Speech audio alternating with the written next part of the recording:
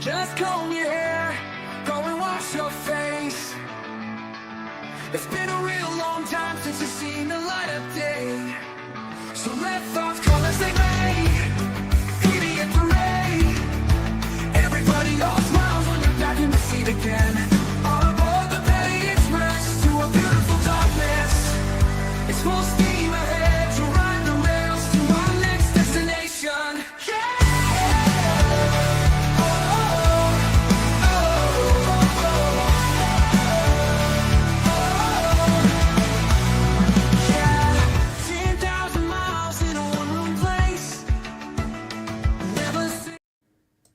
Hey you guys, started a little early because I realized we have got so much to watch with this incredibly boring man. Although, okay, so we went out, Mr. Mo and I got Mexican food, and I didn't get a margarita because I decided not to drink because tipsy stream, but we went to the Dollar Tree and I have emotional support Mike and Ike's. Now, I think we should all have our emotional support beverages, but you guys, oh my, Bob Ross, just for Linda. Now, I have my pick. I really have one that I like, but I'll let you pick. 'Cause headbands, headbands, headbands. Mr. Mo was like, these are the ugliest things I have ever seen. I was like, I know, isn't it great? And he's like, you are the weirdest girl I have ever met. I was like, I know, isn't it awesome you married me? Okay, wait. Toad in the hole, isn't that an egg with, is a piece of toast with a hole in it and then an egg in it, right? Okay, you guys, I feel very Princess Eugenie, although I never understood why she continues to wear these headbands. My father did nothing wrong.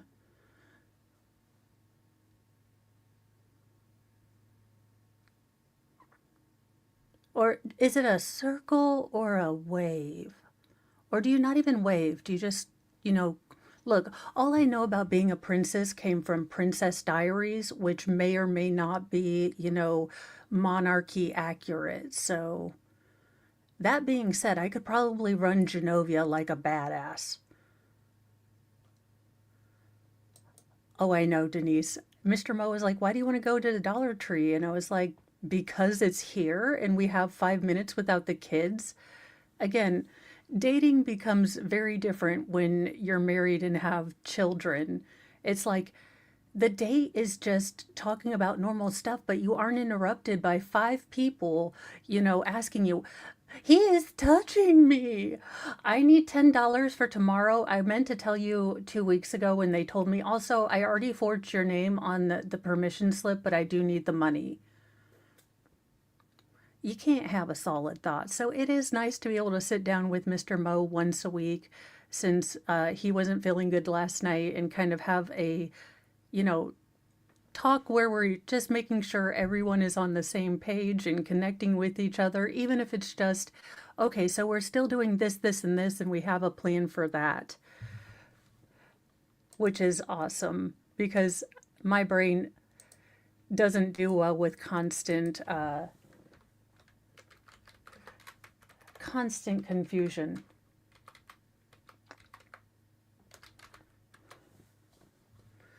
Which is, the name of my band.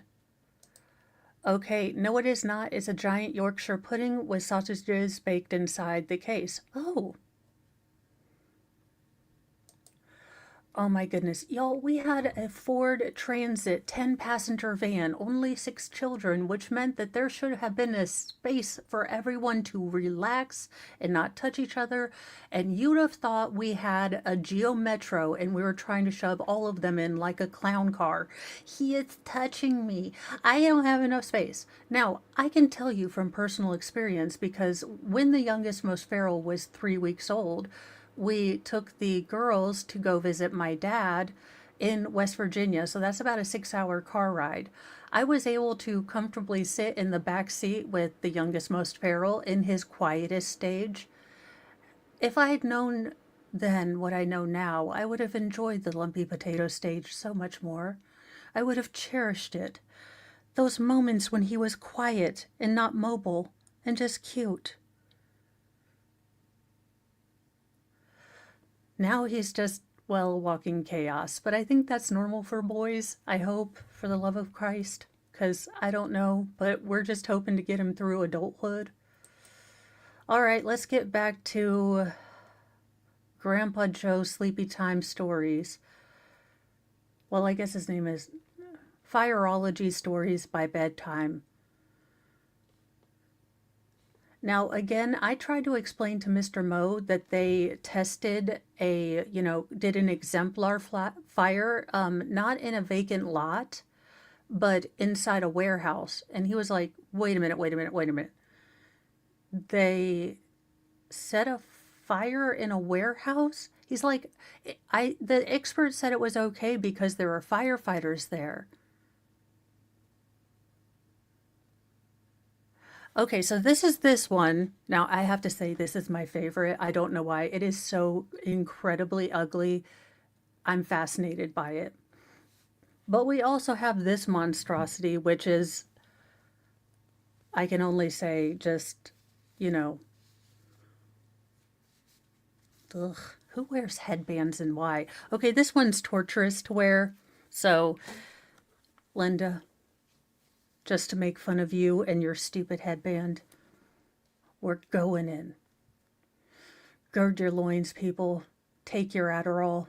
Let's get going. Allegedly in Minecraft. Do not take any medical advice from me. Y'all know I am joking, but for the YouTube gods, sanctions, and OSHA, all medical advice is in jest. I am not a doctorologist. I barely take care of my own health. I run on caffeine and other chemicals. So if anything, I should have my own medical guardian ad litem. So do not take any advice seriously.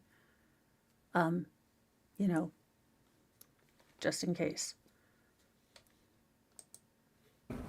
The person who is doing a scientifically proper investigation is trying to disprove those different hypotheses, and there was nothing that Mr. Leroy did to show that there was an intentionally set incendiary fire.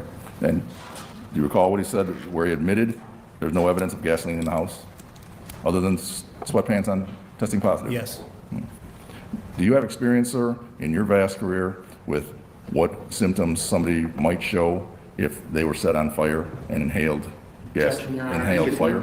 Not a pathologist. He cannot give this opinion.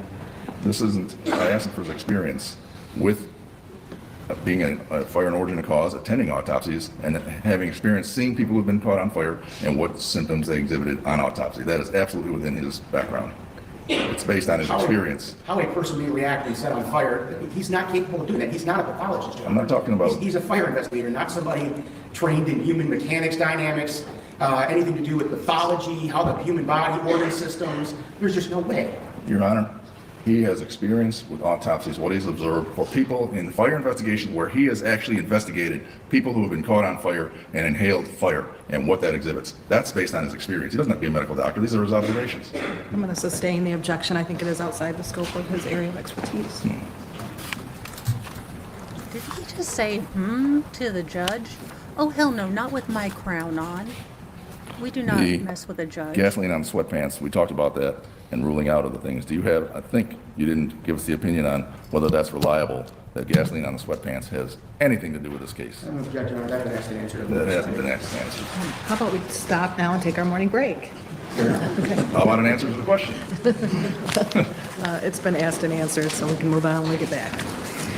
Okay, jury, remember you. At this point, I would be qualified. Do you see this here ladder? Do you see this here match? Take away every single bit of the arson. Linda is still going to be, let's say the jury believes all of Linda's defense. Every single bit of it. Her running him over is still reckless homicide.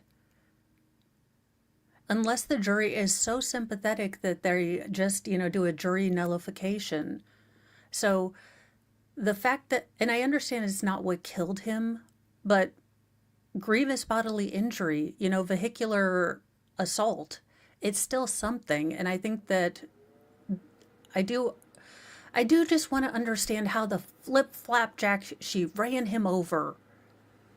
I'm just all the confused. And don't forget, since I am working on being better at grifting, if you would like to donate to this channel and its growth or just support all that jazz, and you don't want the gods of YouTube to, have their cut, you feel, some sort type way about it, I do have a buy me a coffee and shenanigans passes. Again, there is no obligation. I appreciate every one of you liking and, just sharing. It's absolutely amazing to me that I've grown this much in as little time as I've had. It seems like I've only been doing this for a couple months. It feels brand new all the time, which is awesome. That being said, I totally understand the economy. Like, I have to buy groceries too. I understand. So if you only have ramen noodle money, please do not send it. Keep your ramen noodle money. It's breadstick money, like Megan says. And thank you so much, Sarah, for gifting a membership. Oh, dear Lord, I was trying to get all set up and I moved my tags because my brain is constantly thinking I'm going to be much more prepared than I ever am. It's like, when I grow up, I am going to be functional. It's going to be a beautiful thing. And that went to Zach. Oh no, look, Zach, I'm going to be real honest with you. This man has stepped on my very last nerve. So the curse jar and, grammar shenanigans will continue. Run-on sentences are possible, along with dangling participles. Thank you so much. I do also have, because I got to plan, I do have access to the where this testimony is hurting me and or the tumor of stupid is growing in my body. I am a firm believer, not that I have any medical basis in this theory, that all of the stupid that those of us who are smart and, kind of observant have to deal with people who just kind of bumble through the world, just peopling basically, it gathers, and that's really what causes cancer. It's lumps of stupid that your body has captured. Now, again, I don't have any chemical or, testological knowledge on this. What I can say is government. I see that you found a lot of money, and I would like to test this theory by staying in my house and seeing if it makes me calm. And then when I go outside and I get anxious, I will tell you, yes, this is definitely a thing. So send me all the monies and I will do a study. Anywho, let's get back to this testimony. Well, to the break, because the judge is like, dear Lord, I need a break. Also, pray for the judge in the Lori Vallow case. It looks like he's aged a full 170 years. 1 second. If one of the mods could put up my buy me a coffee, or let me see if I have a banner. I was trying to be like Megan at one point and be all smart-lated. Oh, for the love of Cheetos, why am I so bad at all of this? So Mr. Mo was like, would you like to take a computer class? And I was like, a computer class? I thought you were wanting to go to school for learning my computerology. And he's like, well, I think it would be great if we took the class together. I was like, but you don't like drinking. And he was like, what are you talking about? And then I said, but have you thought of the mental health of the teacher? Have you thought about the, tragedy that will happen in his life if he turns to heavy drinking, having tried to teach me computering? I don't want to be responsible for that. That would weigh on me. I would feel bad that I drove someone to drink, relentlessly. I think we landed on seeing if there Well, I am going to see if there are private computer tutors. And let me look up Buy Me a Coffee. I am trying to get it up on my phone and it is being, oh, thank you, Tim. This is why no one should make me a mod. Thank you so much, Tim. Awesome Modly Mod duties and awesome Jesus. Is it stained glass or is it Willie Nelson? I'm going with Jesus, older Jesus. Although, well, it was back in the olden days where living to an old age was like 40. So, JKD Buck, we ate chips and salsa. Okay, here's the thing. Chips and salsa is the safest bet for us, or like a Texas Roadhouse place, because Mr. Mo still likes buffets. Now, I personally, if I go to a restaurant, don't want to have to haul my, gimpy ass up to go get a plate and then, sit back down. And to get food that's been, sitting in there and licked and touched by everybody, or, little kids. Look, I don't do buffets. I will say yes to the very small Chinese buffet in town, but I won't eat very much. Buffets just ache me out, and I'll go to them because Mr. Mo likes them. Is Sizzler still a thing? Golden Corral. My kids, okay, everyone but in my family but me loves them. They love Golden Corral. They love the Sizzlers.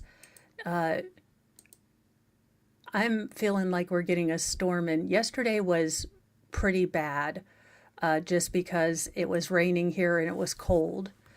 So I can say that with my new superpower of storm detection, I am better than daggone Ryan Hall, y'all. I am like, leg, let me hear you whisper in my ear about the weather. And then Hagatha says, screw you, I'm hurting and it's gonna rain. Anything else you'd like to ask? And I was like, well, no, I'll just sleep you be, sorry.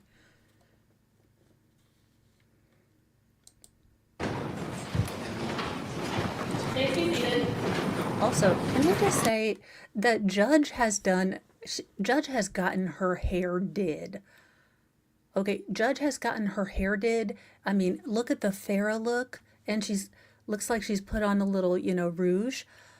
Also, where are you supposed to put rouge on? As a person who's generally like flush most of the time, I honest to God have no idea. Do you put it like, look, I failed that girl. I'm just saying.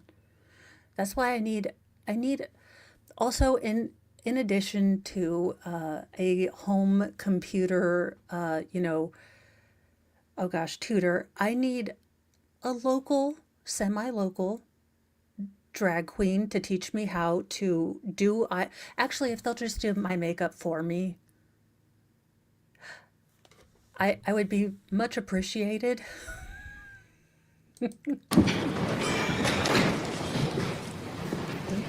Back on the record, in the case of People versus Linda Stermer, any matters to address before we bring in the jury? Yes, Your Honor, we approach to address it. You may. Also, I had to start a little early because as I'm going straight to hell, my brain decided to substitute, and look, y'all, before I am warning you, this is terrible. Now, my brain, I don't know where it came up with it, and it was not something conscious, but I was starting to get things ready for this case, and all of a sudden, that song Lump came into my head, and I might have made lyrics to go to this, this trial. And before I continue to do that and get it stuck in my head and start singing, it's lump, it's lump, it's lump, and Todd is, I was like, I can't do that on stream, not especially after, we saw that terrible, heart-wrenching testimony from the boys. This is what my brain does to not deal with the emotions. It starts making up horrible, regrettable, and terrible songs. Oh my gosh, he can't even get his arm up. This should not be that funny. Mo, you are an adult. Sort of. Mr. Kelly, why are you even up there? Honest to God, if this man is sober, I will, well, if he's sober, then we need to do a cognitive test because there are some gaps in cognition and retention that are creepy. Ooh, someone got her some lime glasses. Well, sweetie, I wouldn't keep up hope that you're going to keep those. You're going to get some birth control glasses back in the prison. Because honest to God, I have learned nothing other than, yes, Mr. Leroy did not do a great job at documenting. But it does look like Mr. Shiminsky. Look, the investigator for the insurance seems to have done a very thorough job. And in his report, he stated that in his opinion, this was an intentional fire. Futuristically, but it was a good day. It was a good day.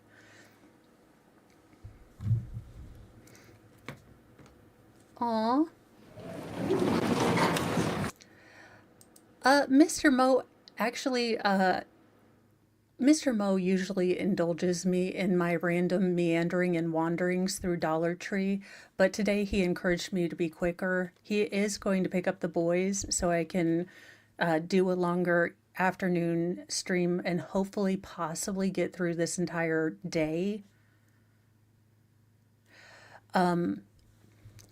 But he wanted to take a nap before he had to pick up the boys. So he's doing okay. I think the new medicine is helping.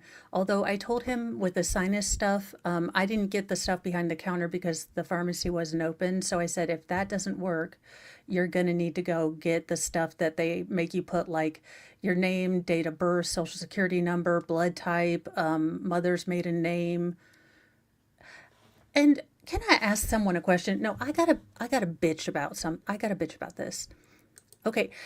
Have they done any studies about the fact that they make us, law-abiding citizens have to fill out a gosh darn, 1099 form for some daggone nasal decongestion? I mean, has that really stopped all of the, method acting going around? Because from what I'm seeing, it is still alive and, thriving. And my ass has to, sign 107 documents and scan my driver's license to go get some nasal stuff that works. So how about we stop punishing the good citizens and we go after the method actors? I mean, just for funsies. Just for funsies. I would be totally okay with that. Because I'm a whole lot tired of having to people to get some medicine that I used to be able to buy off the counter. Not to mention now people are doing all sorts of crazy stuff with Imodium. Kids, don't do drugs. They are bad. You don't want to end up like shabusiness. Don't ever go full shabusiness. All right, let's get back to this before I lose my courage and we just tangent for 3 hours. Any other matters, counsel? No, I don't think so, Your Honor. Anything else, Mr. Blair, from your end? No, Your Honor. Okay.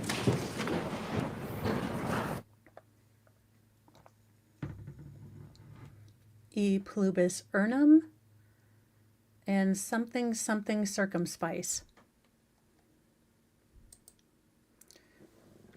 I have Mike and Ike and the world's ugliest headband, but it actually is really comfortable. I am not going to lie. Maybe this is why Eugenie wears these.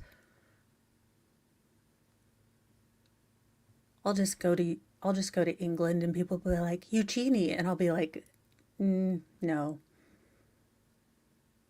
I just open my mouth and they'd be like, oh, American.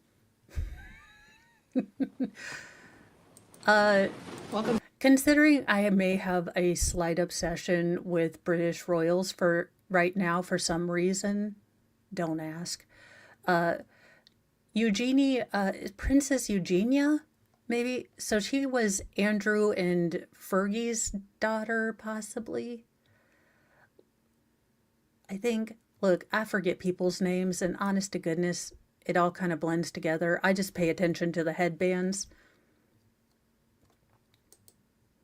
And she wears, honest to God, like truly hideodorous, this kind of headband. But honest to God, this is the comfiest headband I've ever worn. I hate headbands because they usually put pressure right on the orbital bone, or not the orbital bone, but the bone where your ear is.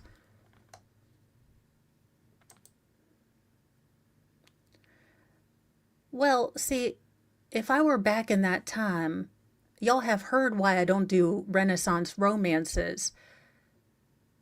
I would not have gone for the king, just none. Nope. Would not have gone for the king, because again, no access to deodorant, bathing once or twice a year, and no toothbrushes. I'm out. Humans would have died. Denise, from what I've heard and what my daughters have told me, some kids are taking a whole heck of a lot of it. I don't know a whole bunch after that, but basically why kids would take a whole bunch of anything to feel goofed out, I guess. I don't know. All right, let's get into this. Now, this is going to be a pretty long stretch, but it does look like we possibly get into cross.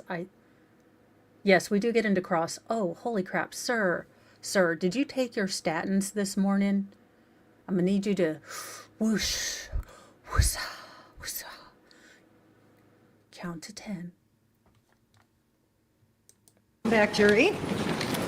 And sir, you're reminded that you're still under oath. Yes, Your Honor. Thank you. Mr. Mueller? Thank you. Mr. Treckle, I just wanted to make sure I summarize when we're talking about the excavation, just to put a bow on it. Do you have an opinion whether Mr. Leroy did what he said he did? Objection, ask and answer, Your Honor. Your Honor, we're That summarizing. you haven't already covered? Just summarizing one point, that's all. Why don't you be specific about what he did what? In terms of the excavation, do you have an opinion that he actually did that? Objection, ask and answer, Your Honor. Summarizing it. That part has been asked and answered. I'm just summarizing, Your Honor. Okay, we don't need the summary. right. Thank you. Oh, dear God, stop summarizing. You are not God's DJ. Sit down, shut the hell up. You are not a preacher. You are not a commentator. If you would like to add your sassy quips, sir, sassy respects sassy. Now, you have a whole lot too much douche energy for me, but I am willing to extend you an opportunity to be on the Petty Express, and you can commentate as much as you want. But you are in fact a lawyer, and you are taking up time. And since your partner, Slowy McSlowtard, takes up forever, could you possibly not with a little commentary like you're doing a director's cut of this fucking trial? Well, any and all donations to the curse jar would be welcome, considering this is probably not going to be monetized. Mr. Leroy said in his testimony that gasoline can completely be burned up, which is why there's no evidence, zero, of gasoline in his area of origin, the living room. Is that possible? Possible, but highly unlikely, but absolutely you can't say that because he didn't excavate, so how can he find if there was or was not gasoline there? There was no excavation, so there was no evidence taken and no analysis. You can't just arbitrarily say, well, gee, you must have been consumed in the fire when you didn't even try to find it. Okay, see, Is there evidence in the rubble that you've seen that here, this is the kind of bullshit that makes movies absolutely unbearable for me. Okay, again, the defense is going really very, very hard at the excavation and the stuff that, Leroy did. The problem is that, excuse me, The problem is that James Sheminsky did a wonderful excavation, clearly documented it. So the smart jurors are going to understand that it's not going to actually, freaking be a thing. Good Lord. I mean, logical people are going to say, oh, goodness, well, they're using, the Sheminsky pictures to show an actual excavation. So, in fact, dogging on the one guy who, and granted, it seems like he did 10% of a half-assed job. So, I'm not arguing that Leroy didn't do a bad job. What I'm saying is that there is a point at which people are going to say, yeah, but we have other, examinations to go through this.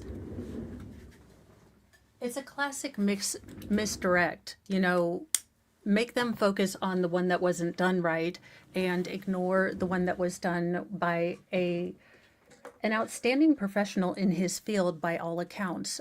James Saminsky seemed to be, someone that is widely respected in this field. So I would not be shocked if the jurors are not kind of taken with this. It seemed like there were some fairly detailed, at least chemistry questions that were asked of the lab tech. So, sorry, brain fog incoming, which is awesome. Just when I start a stream, awesome possum sauce.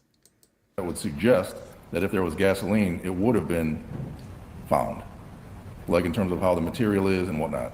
I say that it would or would not be is dependent upon the fact that somebody actually tried. I have not seen, if you do an excavation and you have other proofs or, data that suggests that there was an accelerant used, that you find it. Let's talk about the gasoline on the 100% polyester sweatpants. First of all, just in order to set this up, I want you to look at that big binder there. This one? You did an examination of all the clothes in this case, I did. and you saw the clothes that was taken out of, we saw these silver cans and whatnot. I did. All right. I want you to look at Exhibit M.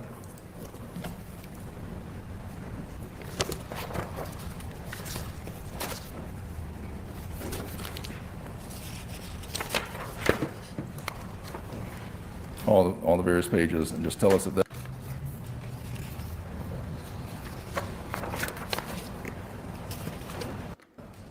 Packages and items that were placed into evidence, which I think they're in this room too, that were recovered. I actually saw most of them, I think, also. Well, I didn't see some of these. Okay, but you saw the evidence and included the sweatpants? Yes. All right, move for the admission of Exhibit M. They represent what was presented to us at his inspection. Thank you. Exhibit M? Did you say M as in mother? Okay. Thank you. I want to have you take a look at a couple of the pictures from Exhibit M representing the sweatpants. Are those the sweatpants that you saw? They appear to be. Okay. And then this, did you have an understanding of the material that the sweatpants was made out of? Yes, I do. 100% polyester? Yes, Okay. Did you obtain some 100% polyester sweatpants? I did. Okay. Did you run a video of a test of an exemplar Yes, with and without gasoline? yes, Did you bring a pair of the exemplar 100% polyester sweatpants with you? I did. Can I show that to the jury? And I'd like to move for the admission of Exhibit Q. They're in this bag. Let me take them out. I don't think that's. As long as the court reads the cautionary instruction. Thank you. You want me to read it now? Or wait, it's a good time to read it? Let me set up foundation of the Okay. video. The video, you did a video showing ignition of 100% polyester sweatpants with and without gasoline. Yes, And how much gasoline did you use? 2 ounces. Okay. What was it intended to show? It's intended to show the difference between a fire that is accelerated in the presence of gasoline in the incipient stages. Well, it doesn't really ever have an incipient stage, to showing that with a match, our lighter polyester resists burning. If it does, it starts melting as opposed to burning. You can go ahead and read the instruction, Your Honor. I will admit the video into Yes, let me evidence. just formally move for the admission of it.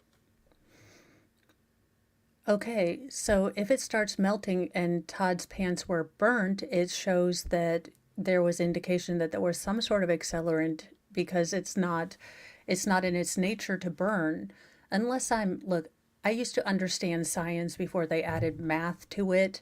I was great at science up until middle school. It's when high school came and they freaking added math, like go do chemistry and blow stuff up or make stuff, bubble.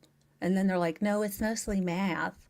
Oh, go figure out how to make, boulders fall out of stuff and like how to make a slingshot for physics. No, it's mostly math. Ooh, astronomy. I want to see how planets are formed. It's mostly math. And I was like, why? That being said, I realized I wasn't probably a STEM person. But it is sad when you really want to be a STEM person and you're really, really not. Exhibits R and S. R without the gasoline, S with the gasoline. R and S, Mr. Blair, any objection then? I'm going to read the... No. Okay. Jury, an instruction for you. This video is being admitted only to illustrate the witness's testimony. The parties agree that the video is not in any way a recreation of the events at issue in this trial. You may only consider this video to help you understand, well, I think there's two, right? Two videos here. To help you understand and evaluate the witness's testimony as it relates to how polyester clothing might burn when doused with 2 ounces of gasoline versus how it might burn in the absence of any gasoline. Satisfied? There was an instruction about the exemplar sweatpants as well. We have one sentence. Oh, that's the 2-sentence one. See, one of you, did you email it? I did.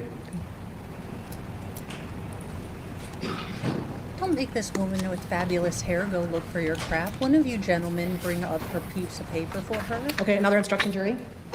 The sweatpants you will see in the video are not the same pair of sweatpants involved in this case. They are an exemplar pair of 100% polyester sweatpants, okay?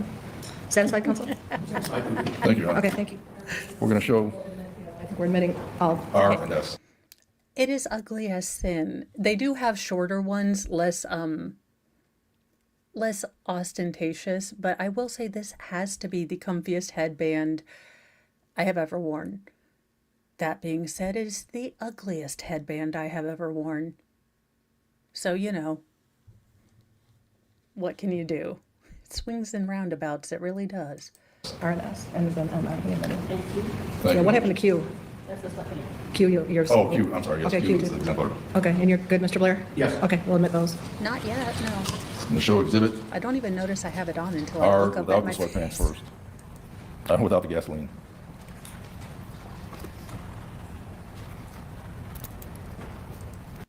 What in the George Carlin caught without a cap?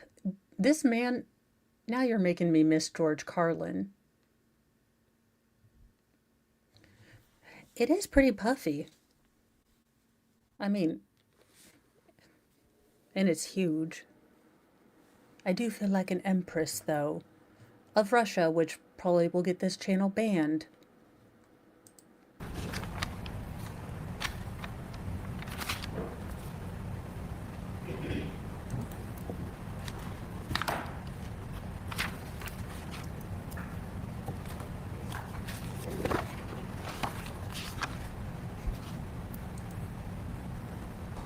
Now I know why I never fit in. They always thought I was red.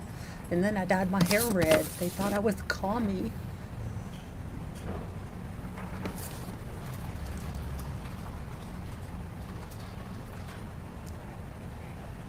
Okay, there are so many things wrong with this. Again, as an exemplar, it should be inside, or at least inside an enclosed area, because he's already having to deal with the wind.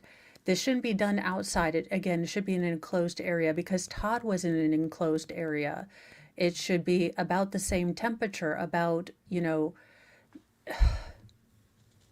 it's not to scale. Yeah, this is the worst remake of Backdraft ever. Backdraft 2, coming to you soon. The Backdrafting. I'm pretty sure they probably made a somewhat man-on-man prawn about that.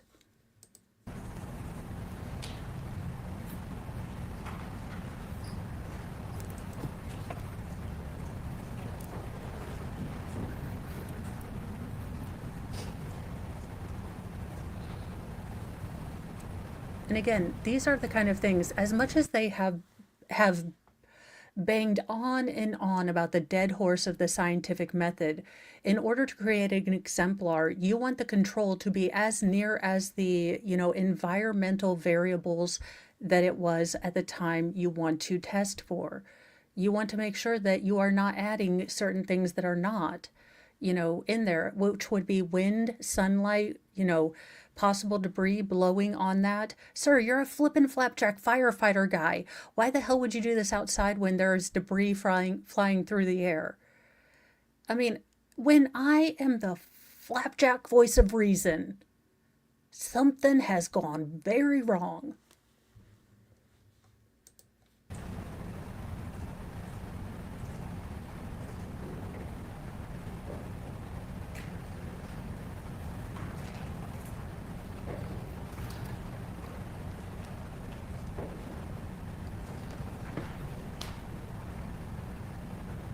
Okay.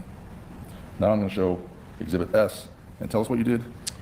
I took a 4-ounce, And if I were the lawyer for the state, I would be absolutely hammering home that this exemplar in no way followed the scientific method.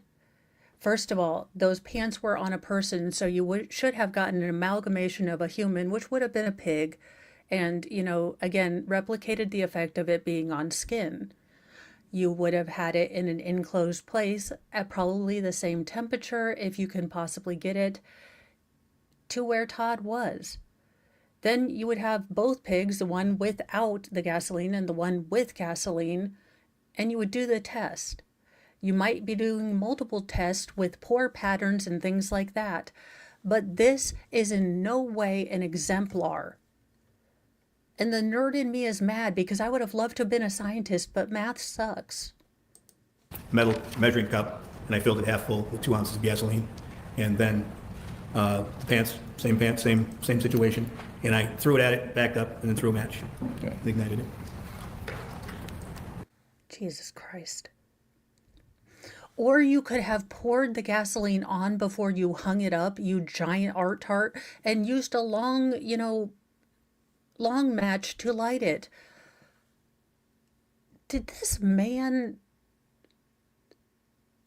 Was this man a political hire? Was his dad the mayor? Was his mom screwing the mayor? How did he get to be a firefighter?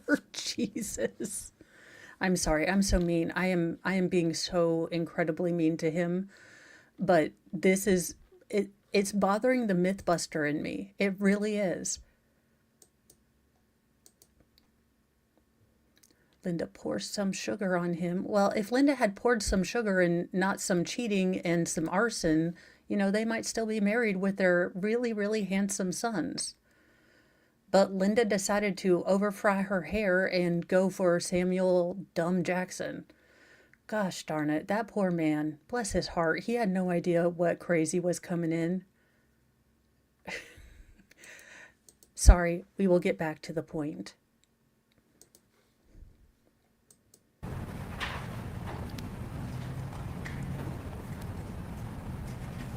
Can I make a comment, Your Honor? Well, I need the picture under You can illustrate what we're talking about. Oh, I don't know. That looks like it kind of burns. Y'all, are you seeing it? It's no burning. No burns. Funny, that looks like a pretty quick catch fires. And if you doused entire pants, I think that would work. Especially if you have OSB on the subflooring, you have exposed, drywall rafter or drywall studs and things like that. Yeah, that fire is going to go up. Also, I think this would be prawn for Chandler Halderson. What do you think? Well, what I want to do is let the jury see the darkened color by the liquid, and then see that stays last thing to burn because it was still liquid. And you can see it. What is it doing right now? It's burning and doing what? And melting and falling to the ground. But I just want, you can see right in the beginning. Also, this is incredibly risky for the defense to do because this is also putting this imagery of what Todd experienced.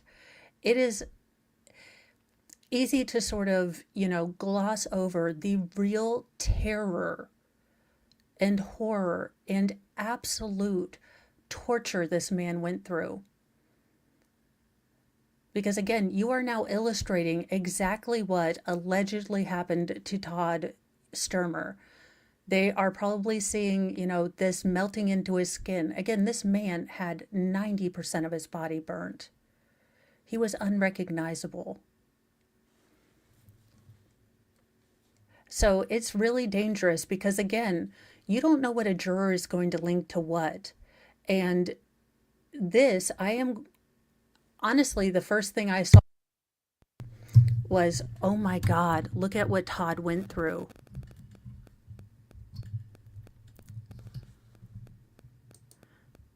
John Barton, I hope you're running a lot. Otherwise, you're gonna need some, you know, gonna go into a sugar coma. Picture that when I threw the match, the liquid didn't ignite, everything around it ignited, and that's what I wanted them to see. That would be the first seconds of the video. And as it's continuing now, it's just dripping and burning because of the presence of the vapors of gasoline. Otherwise, it wouldn't do any of that. Again, dripping, burning. You are etching this into a juror's mind, especially if they think like me. Again, I am not arrogant enough to think that any juror's going to think like me, but I can tell you as a fairly normal-ish in public person sometimes, this is really driving home the horror that Todd went through. Again, dripping, burning. Again, this is upright. If I were going to do this, I would have it, suspended, but this is, again, very much resembles a leg. I would not have any imagery that would resemble a leg because it's just, ugh. This woman is such a swamp donkey.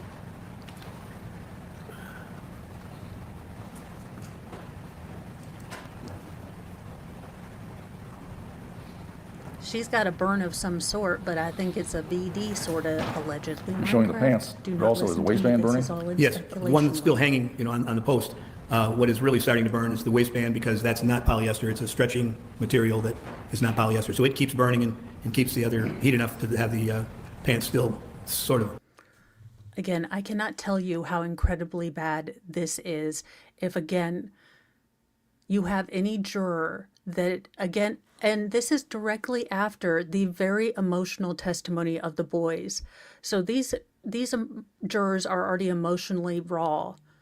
And, thinking about these boys that lost their father. And now you have an upright, it, again, abstractly looks like a leg. He is talking about the waistband continuing to burn and drip. Again, as a defense attorney, this is incredibly, I think, damaging. Again, look, some jurors might appreciate this. Some jurors might really appreciate seeing the difference, having an exemplar as, botched as it is. Again, for a man who could be George Carlin if he put a hat on, you are not George Carlin-esque. Stay lit. Now I'm going to have to watch some George Carlin.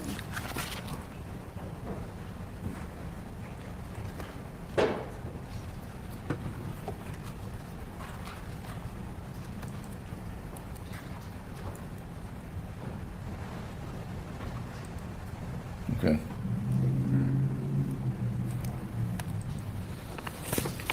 So, Average Deb, that is the other thing I was going to point out.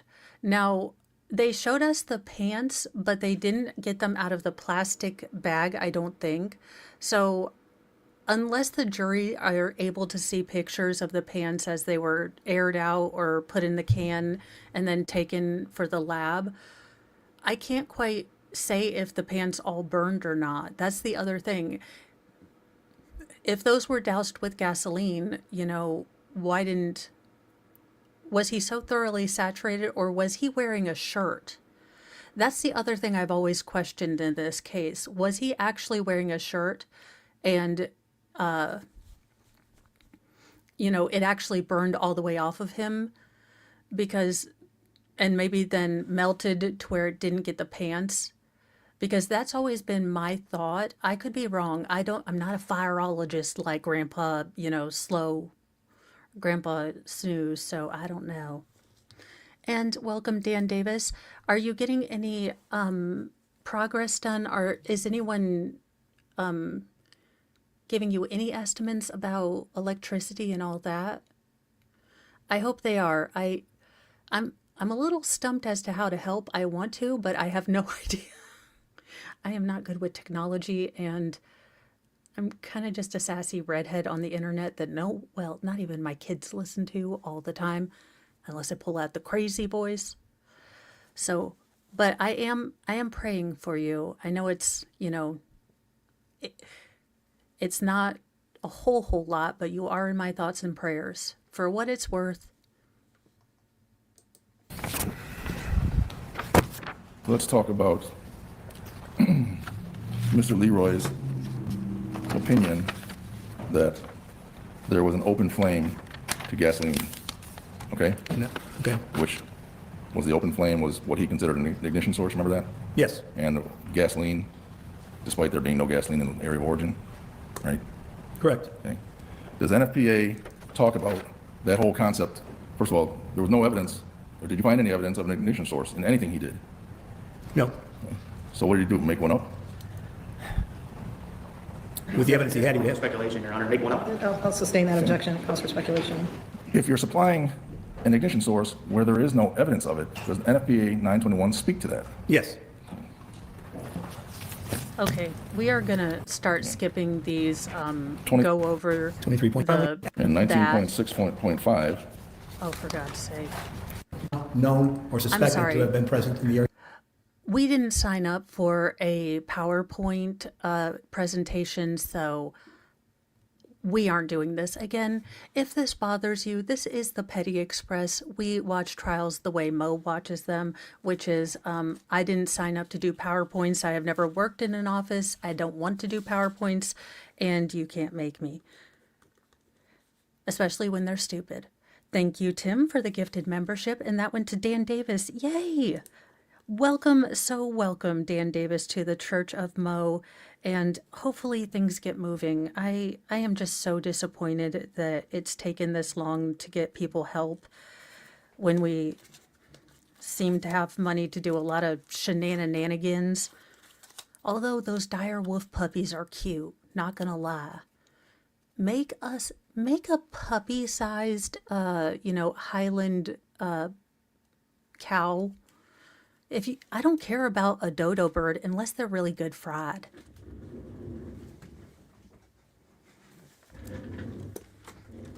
I mean, maybe that's why the dodo bird went extinct. I mean, it's fried in 11 secret spices and herbs. It's delicious.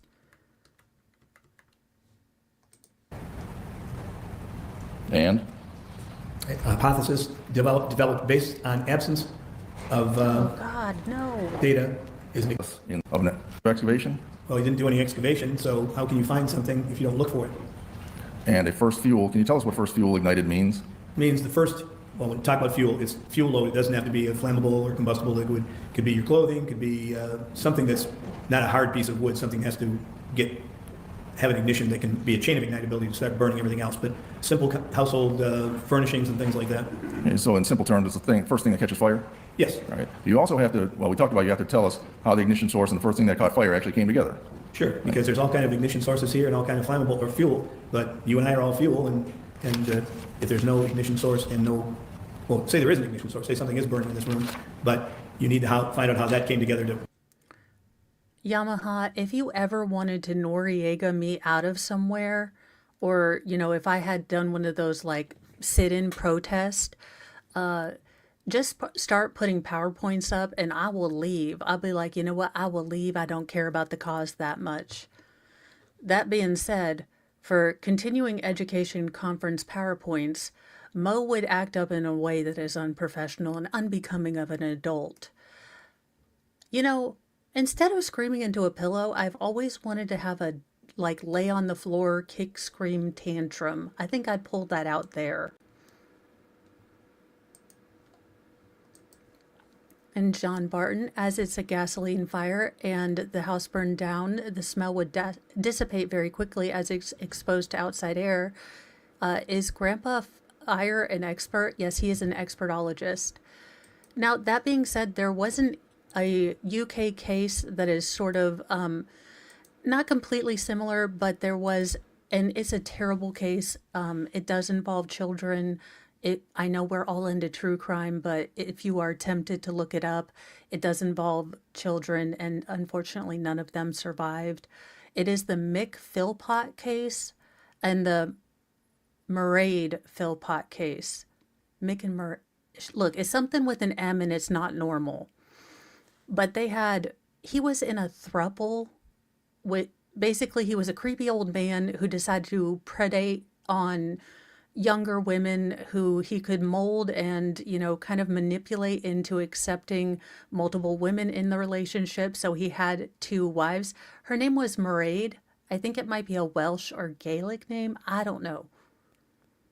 Now, that being said, I believe he had like 16 children between the 2 women, and they would go to his camper. But anyways, one of the women looked around and decided that, oh my God, what have I done with life? I'm an adult, and this is no longer working for me and my children. He wasn't Mormon, he was just a jerk.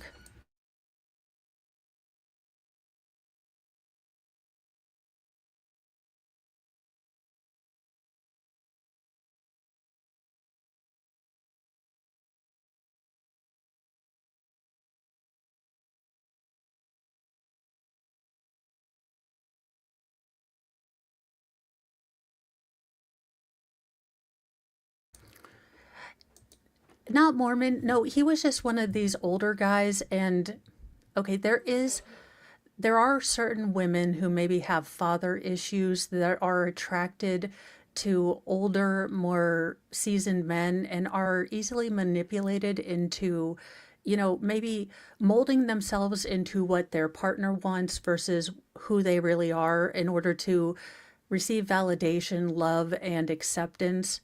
So it is fairly easy for an older man to kind of do that. So basically, one of the women left and took all the children. Well, Mick and Mairead and one of his dumb friends decided that they were going to attempt to fake a gas fire at their house, at their council house. And then Mick was going to run in and save all the kids and say that the girlfriend that left had tried to, ambush them and kill them in their sleep. Well, it turns out you're when you're a dumbass and your girlfriend has never matured beyond, the 16-year-old that you groomed, allegedly in Minecraft, but let's be real, a 16-year-old and a 40-year-old. This mama bear would be kicking some ass, allegedly in Minecraft. That being said, these dumbasses lit a gas fire up the stairs, and their children lived upstairs. And it spread so quickly that they were unable to get the children. And there are neighbors that are, if you watch the documentary, your heart will break for the neighbors who tried to run into the house to save these children while their parents acted like morons, wailing and screaming and doing nothing. Anywho, it's a terrible case. But yes, gasoline will light a house on fire incredibly fast.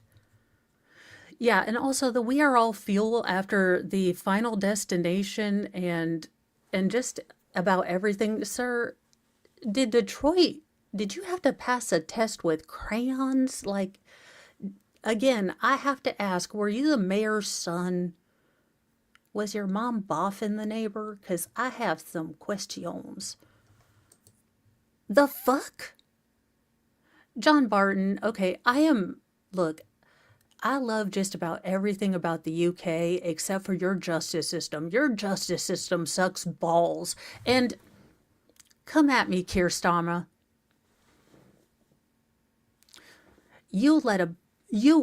Also Jess Phillips, shut the ever-living fuck up.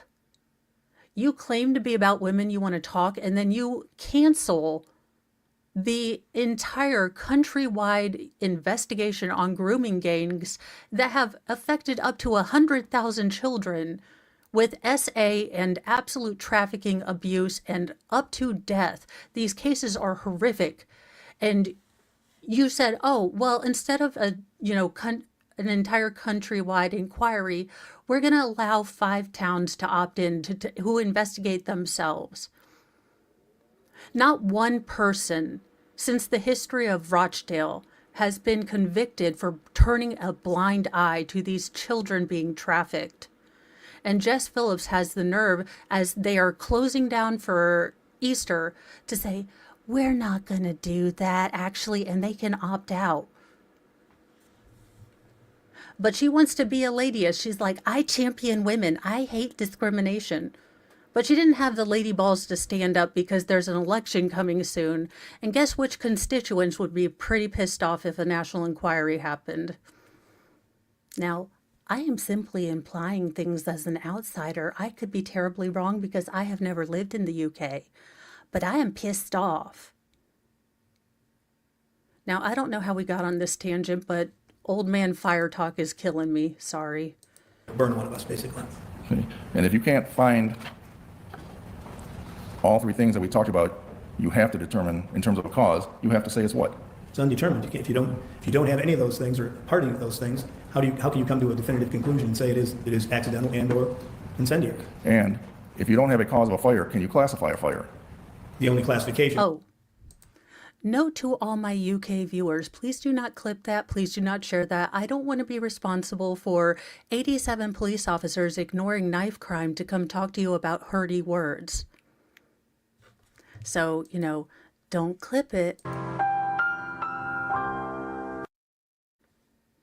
Probably the same goes for anyone in the EU, if you can even see my channel. It comes under classification as undetermined. Okay. Can you describe the four classifications for us? I usually think there's only three, but there's one that's called natural, which I always put as accidental, like the act of God, lightning, earthquake, things of that nature is a natural fire. Fire that's accidental obviously speaks for itself. A careless cook on a stove, any number of things that can be done accidentally without having intent to do anything wrong. And the other one is an intentional act. An incendiary fire is an intentional act to cause a fire where it's not supposed to be caused. And only one supports a crime? Yes. That'd be... Now, we are watching at 1.5 speed. If at any time it gets too fast for y'all, just let me know in the chat. But I thought I'd let you know because, honest to God, if we could watch him at 2.5, I would... if we could just download his testimony into our brain and not have to watch it, I'd be super happy. An incendiary fire? Yes. And given that Mr. Leroy... Yes. Again, I have told you my conditions in becoming the 51st state. I'm not greedy. I don't want to be princess or nothing because, honest to God, look, me being courtly, that's never going to effing happen. Like, I'd do something wrong. So there's no script in here.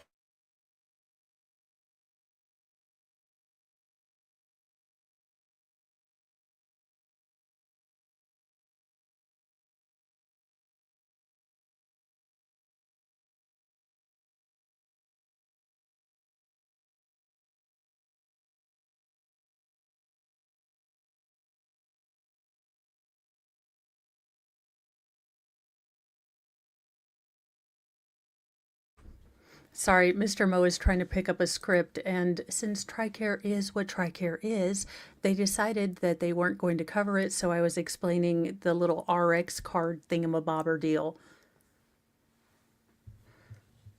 I explain good stuff.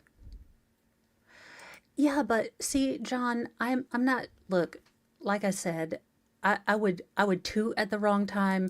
I get sweaty and nervous and splotchy, and I don't want to be in public, and that's a lot of shaking hands and hugging people, and no. Now, that being said, again, my only demand is I would like a generous wig and sweater allowance, and I would like to be able to co-host the Great British Bake Off and be on the Great Big Quiz Show all the time.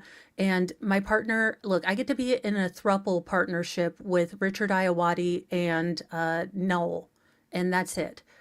So yeah.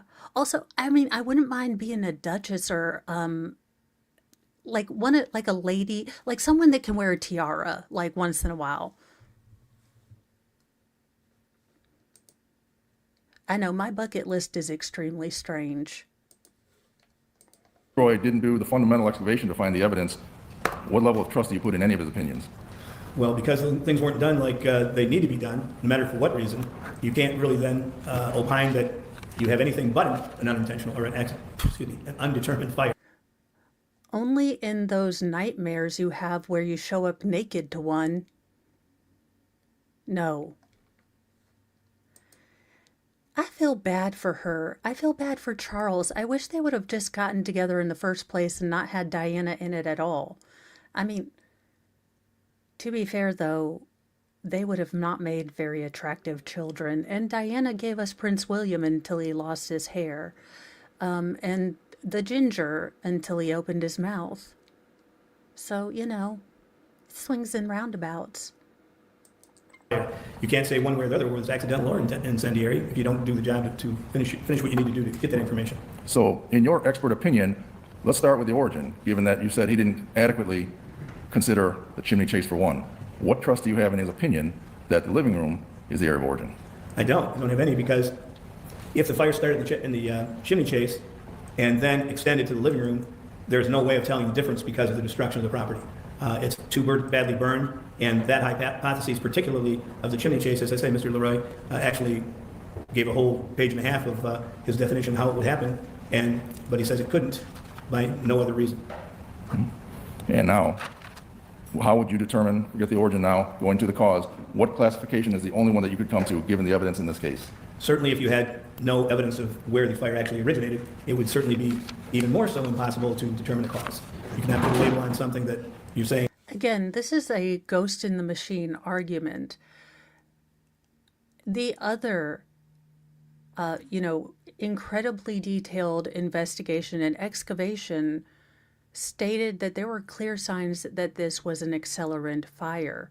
Now, again, I believe that the jury is going to have access to all of the reports. Mo in the Deep End, Camilla was the OG wife for Oh Charlie Boy. It's only because she was a divorcee and that Di was young and bared 2 kids, one William and second Harry, who was born. Yeah, I had heard that Harry wasn't, the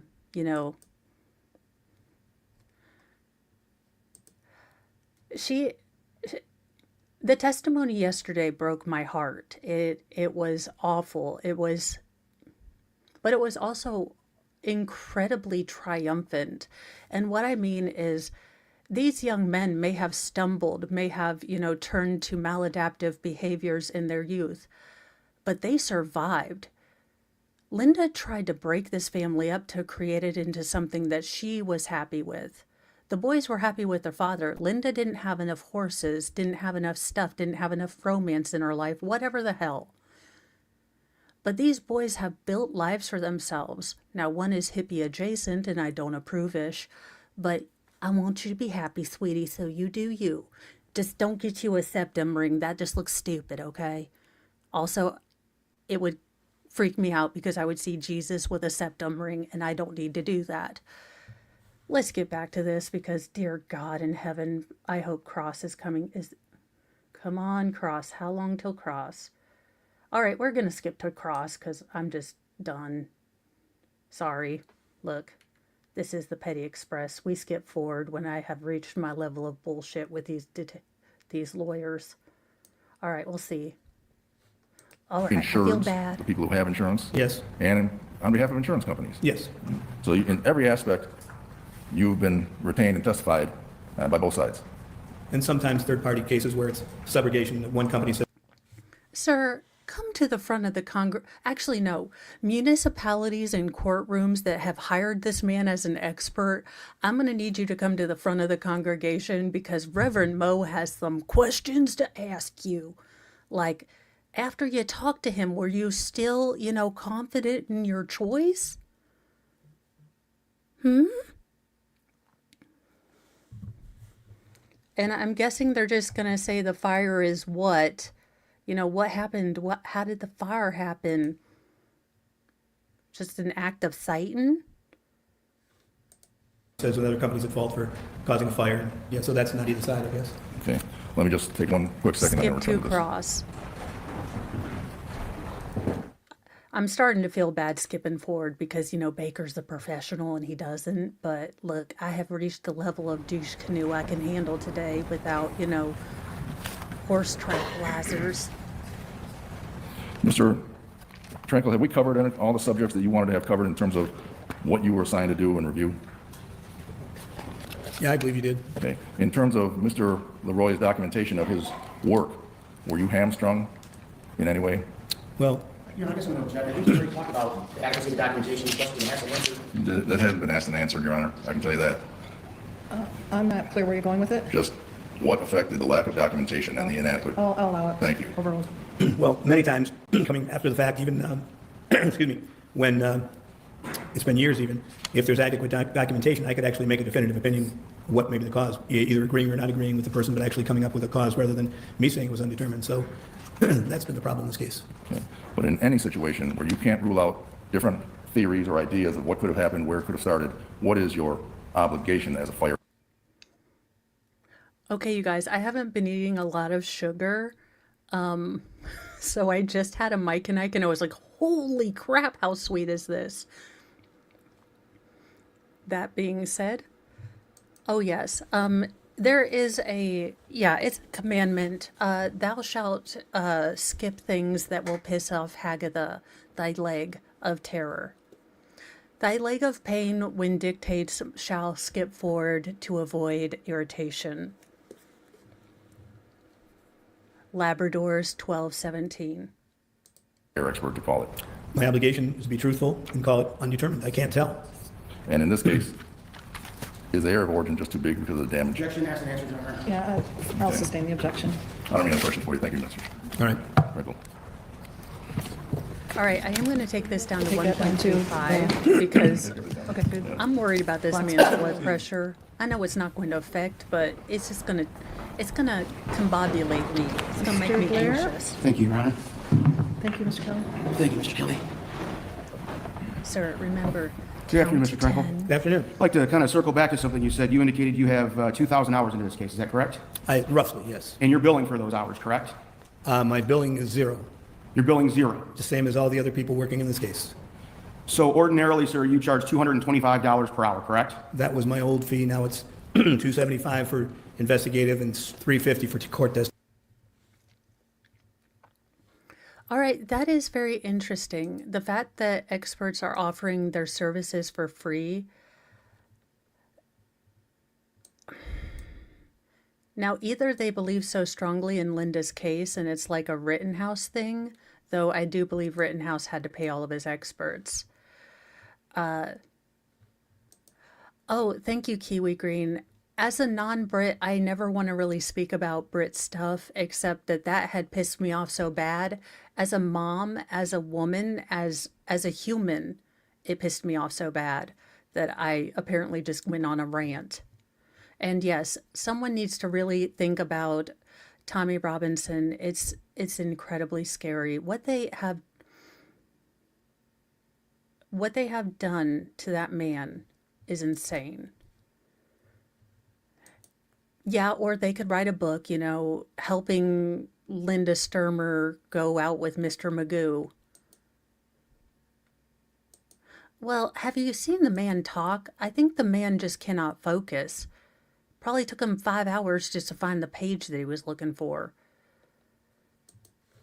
And again, I would love to pick this gentleman's brain. If we were not in a trial setting, this would be awesome knowledge. I would love to hear about the stories of Detroit during the riots and things like that. My issue is we are in a court setting. I have my brain set to find facts, to, listen to you and write notes down. When you go on long-ass rambling stories that don't answer the question, I am liable to start drifting into my own ADHD stuff like I am doing now, and it's hard for me to focus. So if you could just, think of me. Testimony. I understand. So you're not receiving any compensation at all for your opinion or to come here to testify today. Is that That's correct. The whole crew of us are getting nothing. Do you expect to receive something later? No. So you indicated that you reviewed all the documentation in this case. Is that correct? All that I was provided. Okay, what were you specifically provided? Specifically, all the different, they're in the computer, most of my things. It was provided the initial fire report from Lawrence Township. I was provided the initial investigation report by Mr. Leroy. I was provided the report from Mr. Shinsky. All the statements under oath by Ms. Stermer, the information that was on recording by Mr. Shinsky of what Ms. Stermer had to say, photographs, hundreds of photographs from all the responding personnel. In fact, probably most of the reports from, maybe all the reports, but I don't know. I got what I got. But from Maziowski and Ms. Okay, I really don't like I got what I got. Again, while you are not being paid to be an expert, you still should actually, present as an expert. I got what I got is not comforting. In fact, that would be a real big trigger for me. I got what I got is kind of flippant. And I would think, okay, well, then how flippant were you with the rest of this? Also with everything you said, like where fuel, final destination, lighting a fire inside a warehouse, it's just all things that don't make me trust you as, actually, I think I trust Fire Marshal Bill more than I do you. And oh, for the love of Mike and Ike's. Some days you just can't win for losing, which is, not ooh, this is copper. Interesting. wrote and the lab reports, all those kinds of things. Plus I conduct, well, you said what I was presented. I'm sure there's more. Okay, fair enough. But my main point, I guess I'm going to get to too, is you were provided the various statements of Linda Stermer, correct? Yes. Oh, no, thank you, David Steb. Can you review those statements? Was not even going to touch math. Statements, correct? I did. And those statements, she would be considered, at least at the onset, an eyewitness in this matter, correct? Yes. And eyewitness statements, you're allowed to rely upon those according to NFPA 921, correct? Yes, you do. And eyewitness statements are relevant, could be relevant in not only determining the area of origin of the fire, correct? Yes. And they can also be relevant in determining the cause of the fire. Is that also correct? Some instances, yes. And you indicated during your direct testimony that to you an excavation means an archaeological dig, correct? That's the way it's mostly described, depending on the depth of it. I think I also said that sometimes you don't have an archaeological dig because there's nothing really to dig through, and I think I said something like about a fire in a kitchen stove. Well, I guess to my point, NFPA 921 does not use the words archaeological dig anywhere in the text, does it? They do not. Well, I don't think they do. So when you say archaeological dig, that is your words and your definition, correct? I would say that's the industry's definition by most people. If you want to try to describe what you're doing, what better way? Okay, well, then if that is a definitional word, then why the fuck isn't it in the definition, Cletus? I thought you were in charge of this. I thought you were on the board of fireologists. You couldn't have added archaeology? Because it's implied. And again, if you are going on your own personal standards, then you need to bring that out. And that is a good thing that the state just brought out. Again, he's been using archaeological, and in nowhere in the text does it say that. Just because that is his standard doesn't mean that it's anyone else's standard. Now, do I think Mr. Leroy did a good job? No. Do I think that Sheminsky did a good job? Yes. So at least one competent person did a investigation. And again, this is all going to go to the jury, and they're going to figure this out. You could describe it than saying, we have a pile of debris. We know the top part is probably the remains of the roof. The next one is a two-story building, the next floor, and the next floor. But in this particular case, it's the roof. He's not answering my question. I think it's, But yeah. I asked very simply, the use of the words archaeological dig, those are your words. And then I replied, it is the industry's words also. We know by, Okay, that's good. okay. Thank you. And as a matter of fact, NFPA 921 uses the words adequate when it comes to the word adequate when it comes to excavation. Is that correct? If you have, yeah, well, it says inadequate, so I guess maybe adequate is something that they may say, but I think adequate could be misinterpreted. But Fair, because adequate's a subjective term. What does it depends on the definition of is. If I happen to use the rather chunkular woman who also used to wear headbands, you know, hoo-hoo as a humidor. But what does that is word mean? Because I have a preposition for you. Or proposition. Isn't it correct, sir? yes, Or inadequate is a subjective term, correct? exactly. One Because- way, one the other way. Yes. Right, because if I was a fire investigator and I was reviewing potentially an excavation you did, I could come in and say, your excavation was inadequate, couldn't I? Probably not behind me. Well, that's not my question, sir. My question is, as a reviewing cause and origin expert, because of the subjective nature of the term, I could come in behind you and say, you did an inadequate job excavating, correct? And if you did, you'd have to establish that I actually did an Your inadequate Honor, job. can you please answer the question? All right. It's kind of hard to answer yes or no to that question. The last one, I think, was possible, so. Okay. You may want to limit Yeah, your, could you- narrow your could you repeat questions, Mr. Blair. Yeah, we'll have him repeat. You would Okay, seriously, sir? Seriously. Well, not after me. Sir, I have listened to you try to interact with the human species with the language that you are given and fluent in, and I can say that I'm confusated. So perhaps you are not the expertologist genius that you thought. Perhaps you have maybe limitations. So maybe, just maybe, don't be a dick. would agree with me that as a I was a fire expert. I could come in behind your investigation, your excavation, and I could say it was done inadequately, correct? I guess you could say that if it was you.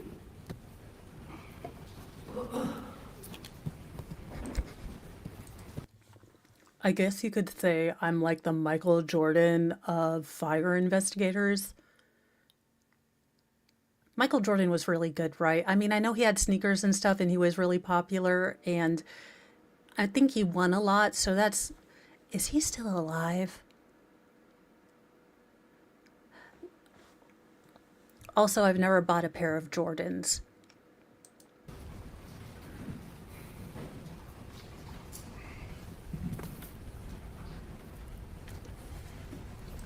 As a matter of fact, in this case, Mr. Leroy did do an excavation, correct? He did move some things, yes. Well, you saw the pictures from Mr. Shinsky, correct? Yes. Were you present here for his?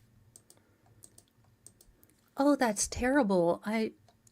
Look, that's terrible. Whenever violence is so senseless. I don't know.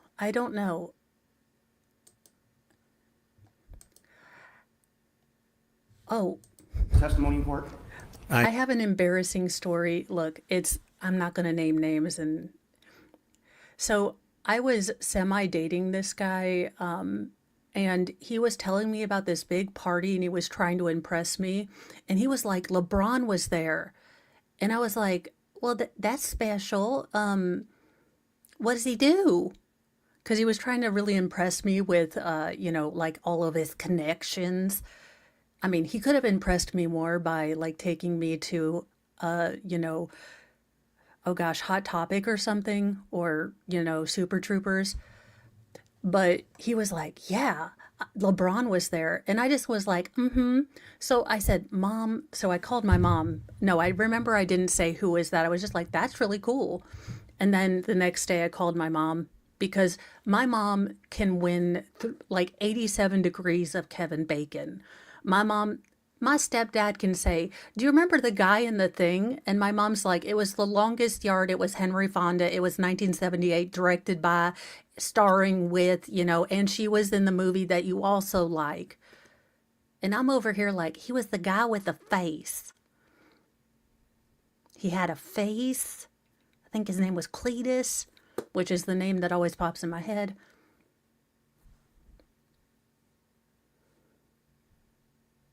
I don't know where I was going with that. It will come back to me in a minute. Oh, I remember I called my mom and I said, Mom, who is LeBron James? Or I think Johnson. I think I called him LeBron Johnson. And she's like, Mo. It's a famous basketball player. And I was like, oh, okay. Well, why was he in Indiana? And she's like, the Pacers live here. And I was like, oh, we still have a basketball team. That's real cool. My mom, I am a constant sports disappointment to my mother.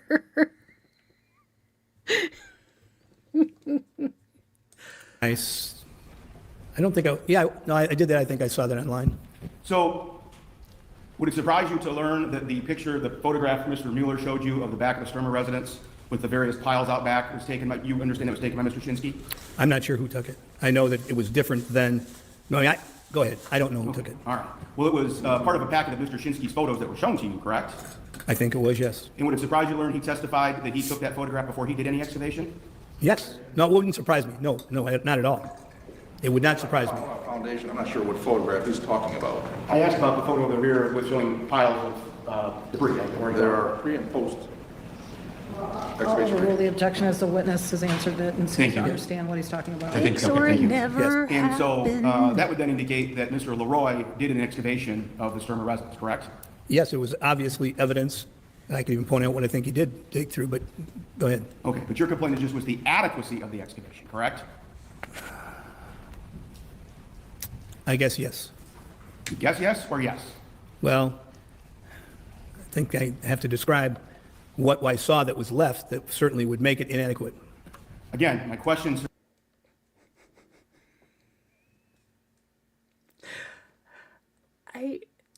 There is something so fun. Look, he reminds me of Chris Farley, and I loved Chris Farley. I'm going to tell you guys. So, look, my boys are probably going to hate me. I'm going to end up in a really bad home for this. But the second year my two youngest, most feral, were alive, for Halloween, do you want to know what I dressed them up as? If you are a fan of good SNL, and you remember the Chippendales between, Patrick Swayze and Chris Farley, well, okay, my middle youngest, most feral is Bobby Hill / Chris Farley. His hair grows like this, y'all. I want to put him in a little jacket and make him do, big guy in a little jacket, but I won't because that would be mean. That being said, I found 2 of these tuxedo t-shirts and black pants, and I put them up next to, a meme of it, and that's what they went as for Halloween. So my children are probably, yes, going to give me up for adoption when it comes time to take care of my ass, but I had a lot of fun doing it. And honestly, I picked up after them and cleaned up and after every mess they made. So, I don't know. I think it balances out. Sir, is you take issue with the adequacy of his excavation, correct? Yes. Bald Hagrid, it will be okay. You were Just also go- shown some photos of after the excavator hired by Mr. Shinsky had begun to remove parts of the residence, correct? Yes. And you were testifying, I believe, about how there was debris that was down, would be like in the basement level of the Stermer residence. Do you recall that testimony? I commented there was debris, yes. Okay. And you would agree with me that when an excavator is operating and removing things, things are falling into the residence as they're being broken. So is my middlemost feral. Look, childbirth is never easy, but I have never felt. Look, that boy's head was on the 120th percentile. I gave birth to a head attached to a child. I did not give birth to a baby. Well, I mean, before they weren't born, so they were here for one Halloween and they did the kid baby Halloween costumes, but when they were toddlers, I made them a meme. Yeah, she really is. And again, this is not the look you want to have. This is a cold, powerful, professional look. It's very put together. In any other circumstances, if she were a manager, if she were, a receptionist, this would be an okay look. But she looks like a pissed off Karen, and you done sold the last pink, Stanley Cup, and she is going to call for your manager, your regional manager, and she knows the mayor. And she has a coupon. Loose by an excavator, correct? Depending on the quality of the excavator, The excavator people I would hire would not let things fall back into the house. Well, some of that may be out of their control though, right? That's why they take painstaking care in how they do what they do when they're not just moving debris around to throw it in a 40-yard dumpster and have. Well, and to be fair, he was 10.5 pounds. So the head, while big, was proportional for my babies. My babies always have, look, huge noggins. Look, trying to buy these children hats, it's a pain in the ass. Trying to get them bike helmets, because you try to get the youth bike helmets and they won't fit, so they have to get adult ones, and they're so mad because the kid ones have all the spikes and the flares, but their heads are too damn big. They were so wrecked. They wanted that so much. Oh, John Barton, I'm gonna need you to send all the baked goods to your mother. And flowers and wine and vodka.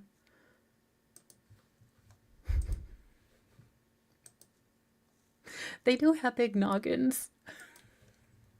Have it transferred somewhere. Well, you would agree with me that if I grabbed a hold of a large chunk of, say, roof material or something with an excavator, as I'm lifting that back with an excavator, things might fall off, right? They might.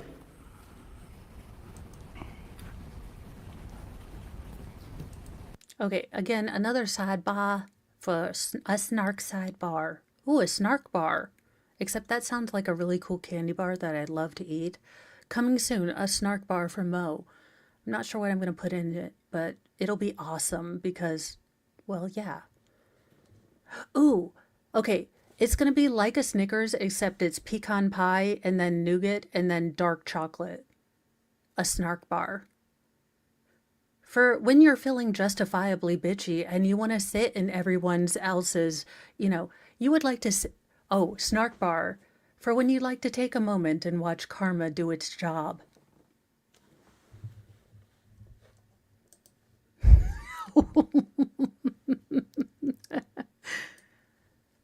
If any company, again, Mars, Unilever, I am looking to sell the Snark Bar. I think it would be great. Petty is a great brand, and, who doesn't like to take a moment to see karma, do things?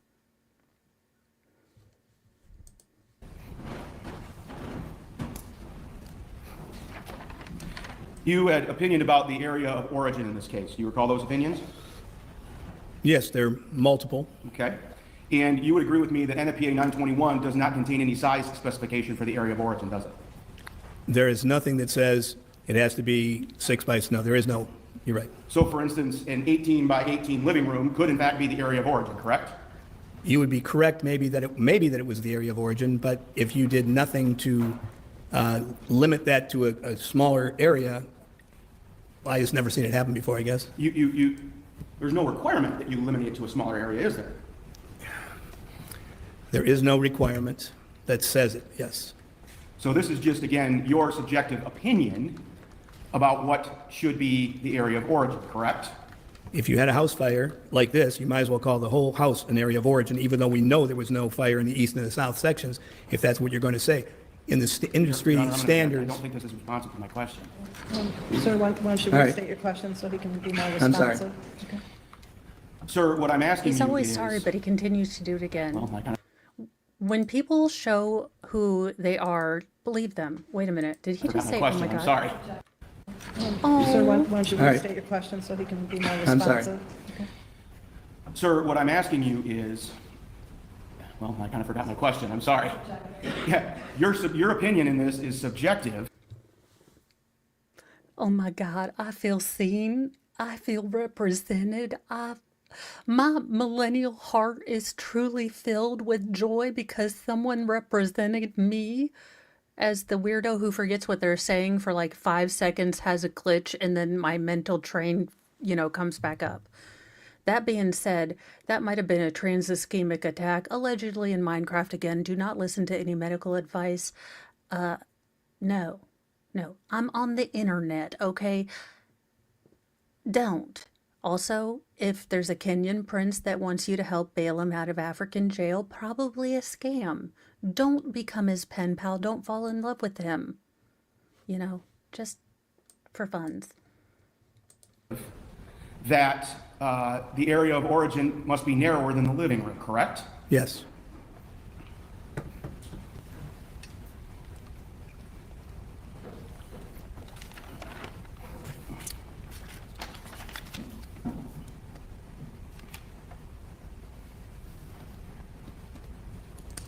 You indicated, I think on direct, that you determined or you believed the area of origin was the chimney chase. Is that correct? I said it may be because I can't isolate that and this living room. And I believe the only reason that Mr. Leroy said it was the living room because he's got gasoline in it. And that limits him from having to worry about that. And he also said that in his testimony. Well, let's talk about that. Well, I think this man has, and it's not so much, I think, he does seem to, excuse me, think very highly of himself, but it is almost like he is in a professorial, but a very, very condescending professorial role. Again, he feels due to his seniority and his credentials that what he says is the final opinion, regardless of what anyone else can show, regardless of anything. He has the experience, and if you do not agree with him, if you do not do the investigation the way he wants, then it is inadequate and you're terrible. Again, I would like to see some of the scenes that he's conducted because, yeah, again, the way he is unable to answer a question makes me question every single court that called him as a witness. He is a terrible communicator. He is not clear. He does not conduct, he does not transmit information in a way a layperson can, understand without these ridiculous, like, rambling talks a lot stories. Like, look, I love Teddy Ruxpin, and I would love to have a Teddy Ruxpin adventure with his little caterpillar friend, and go learn about the adventures of Teddy Ruxpin. But that is for Teddy Ruxpin time. That is not court time. Could we stay on focus so you don't aggravate my adult ADHD? Because, sir, you are triggering me something fierce. Sir, because that's interesting. You said you could rely on eyewitness statements, correct? You decide by the physical evidence if what someone is telling. Again, Your Honor. No, that's you not my rely question. on it, I but- asked him if he could rely on eyewitness statements. Sir, if you could In ask a part. question, you can answer yes or no. In if part. possible. In part. Okay. And you Lord. believe the statements of your client, Linda Stermer, correct? That she was downstairs and No, I'm not asking you for a recitation, sir. I'm asking you if you believe the statements of your client that you've reviewed. If you let the man answer, he's answering the question. You can't cut the witness off. You can re-ask the question. Thank you. You believe the statements of your client, Linda Stermer, correct? in part. In part. Ooh. I am all ears. If you don't have anything nice to say, sir, sit right next to me because I'm all ears. Let's go, spill the tea. What did Linda lie about? Now, you reviewed where she said that she came up the stairs, correct? Yes. And you reviewed where she described that the fire extended from the master bedroom to the Todd's recliner chair, correct? That's what she said. And you reviewed would have been the diagram she would have drawn then in her examination under oath, correct? Again, notice that I believe she said that, or I believe her. It's what she said. This is distancing language. He does not want to get caught when her lies come to, roost. He's saying, that's what she said. He has taken, like, look, this is not the expert you are looking for, which is actually technically true, in my opinion. I am sure you are a super nice guy, and I would love to talk to you about fire, but not in a trial. Correct? I'm not sure about who drew what diagrams, but if she did one under oath, with Mr. Willison, I probably have reviewed it, but there were other diagrams that were made rough by a lot of people, so I can't really say which ones. Right And you here also in would the have temple read in is her where he is hurting me. statement that she said it wasn't the fireplace, correct? That's what she said. And she indicated in her statement that there was no fire anywhere near the fireplace, correct? That's what she said. And that's an eyewitness statement, correct? It's an eyewitness statement that you take at face value sometimes, and sometimes you don't. She's not a fire expert, so she wouldn't know what my thought process might have been. Witness statements at face value. Again, this reliance on academia She's not a fire expert. Well, no, but she's a human that can, take in information and tell you stuff. This absolute condescension, she's not a fire expert, dismissive, absolutely. And you want to go over, do we want to talk about the scientific method? Do we want to talk about inadequate, uh, examination? Because if you deliberately throw out or give little weight to witness testimony, then you are ignoring things just as surely as Mr. Leroy didn't do a good excavation. So another fire examiner could say that you didn't put any, weight on the witness statements. So really, sir, you didn't come into this with an open mind, which is the first part of the scientific method. You fucked hard. Again, if you have breadstick money or snark bar money and you would like to donate to, this channel, helping it grow, and just general shenanigans, any donations to the swear jar are appreciated, because I do believe this will fully be on red with all the cursing I'm doing, though I'm trying not to, but I claim I was provoked. I'm pretty sure I can fight it. I mean, if the human has to watch this stream, he would curse too. I think I can fight it. Let's talk about that since you brought that up. You brought up Mike and Connie Calhoun and Dr. Musali, correct? Yes, Now, you were a police officer for a period of time, correct? I was a fire investigator lieutenant who had police powers. I carried a police badge from the Detroit Fire Department and the Detroit Police Department. I carried 2 badges And so you conducted interviews of witnesses then, correct? all the time. All the time. And you would agree with me that witnesses don't necessarily remember all. Thank you so much, Sarah Adams. Every like, every subscribe. I really can't tell you guys. You are making a dream that I've had for a long time come true. And also giving me, look, I'm going to be a little hallmark for a minute because my soul is feeling, my heart has grown 2 sizes bigger through irritation, which I don't understand, but, it's my body. Thank you so much. Cripple Sisters Unite.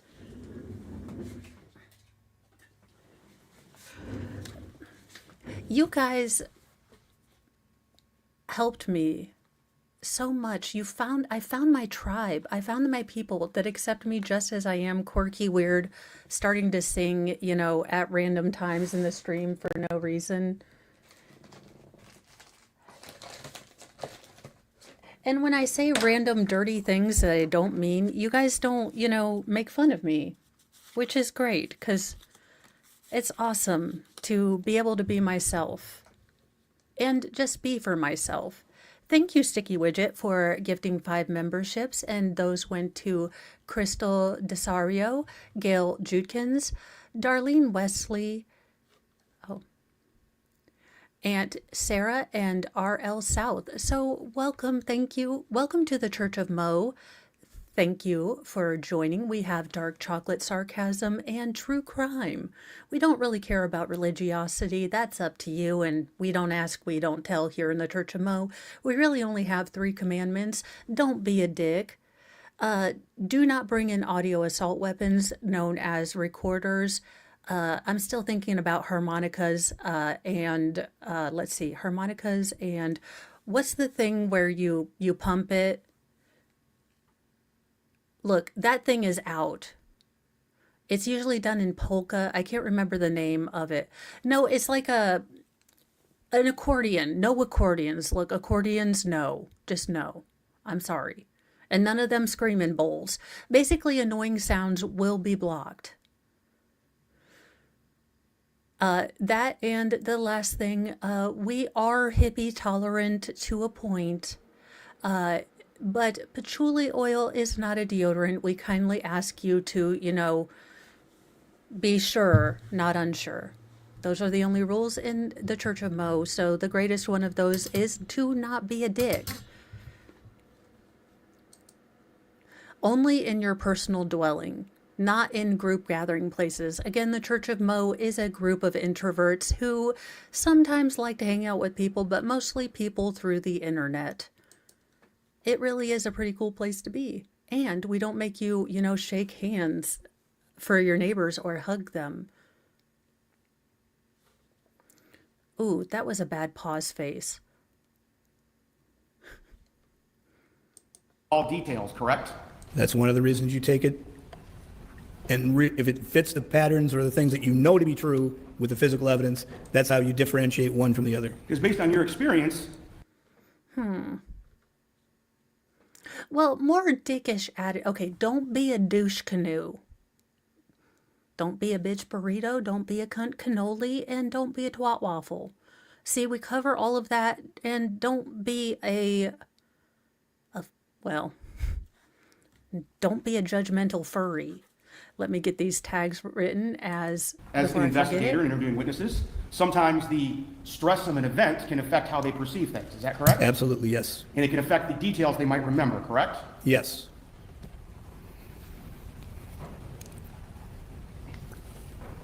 Now let's cycle back to this chimney chase as the area of origin if we can.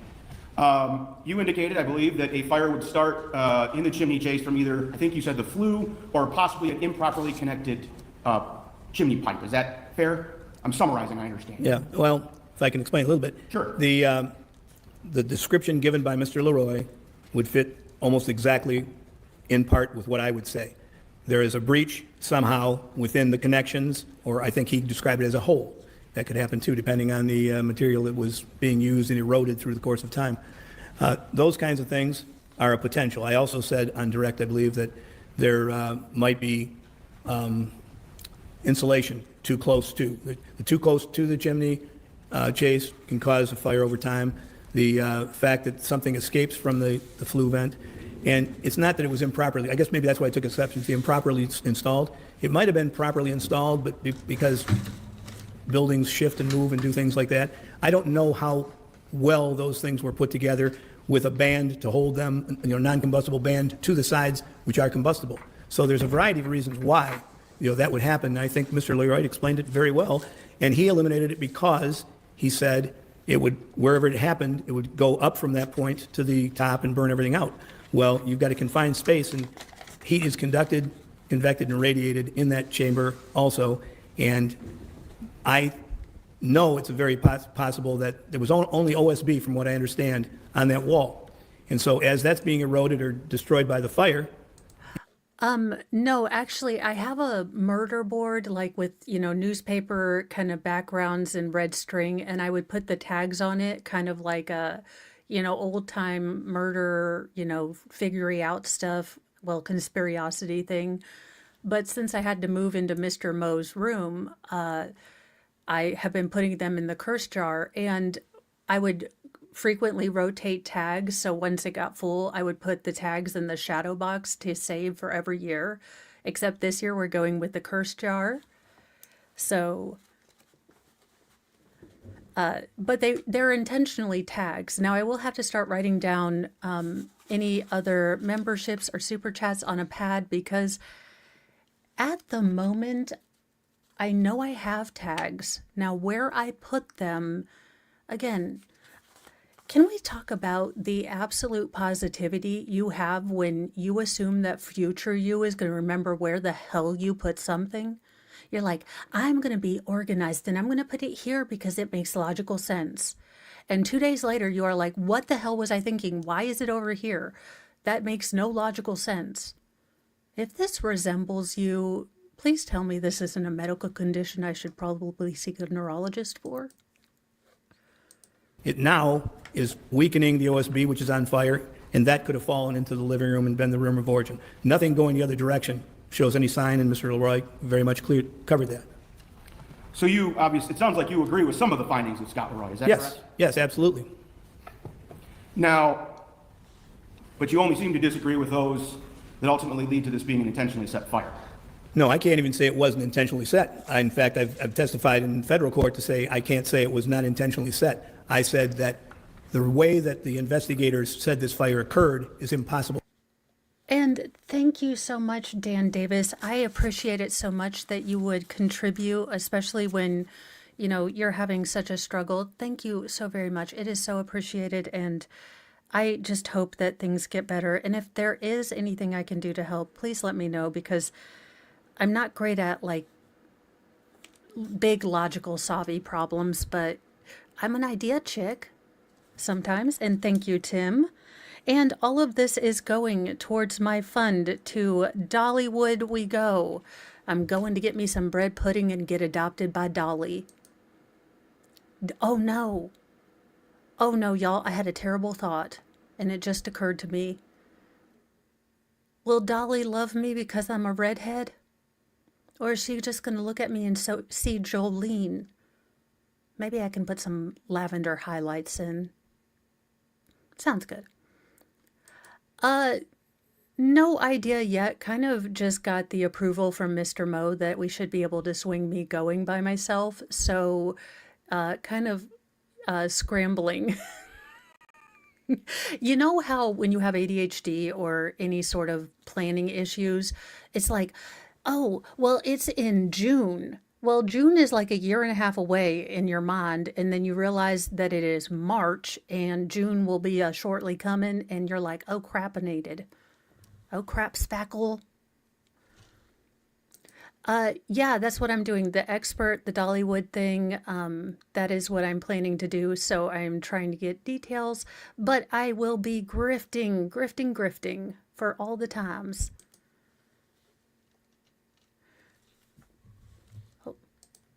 To have happened. That's what I said. And you've actually previously testified in this, right? Yes, I just said in federal court, yes. And you actually... Quick, I did have an idea, and I did want to run it past y'all. So for a grift, I am willing, now this will test sanity, endurance, and my soul, but I was thinking of a Boonathon.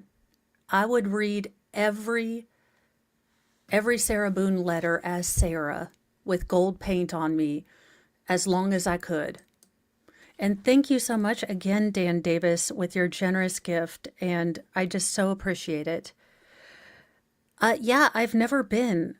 In fact, you guys, as you guys know, I am an inside cat gal. So I think the last alone trip I had was for my ketamine infusions, and before that was about 2 years ago. And it's not that I would love to travel more. It's just there's a lot more logistical stuff for me to travel now. And I haven't been wanting to. I am finally wanting to get out and, you know, whatever the hell people think about me, you know, having a walker is fine. It's just now I'm struggling with the reality of the logistics. Like, okay, if I want to go here, I need to be able to pack my walker, my heating pads, foot bath, you know, this kind of thing. It's just a lot more to think about that I didn't realize I was going to have to think about. So now my anxiety brain is like, you need to start making a list. You are going to forget everything.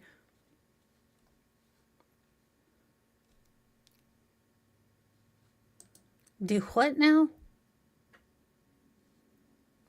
Okay, well, I'm going to have to talk to expert. To be fair, I'll put it in an important place and lose it, just like, you know, my brain.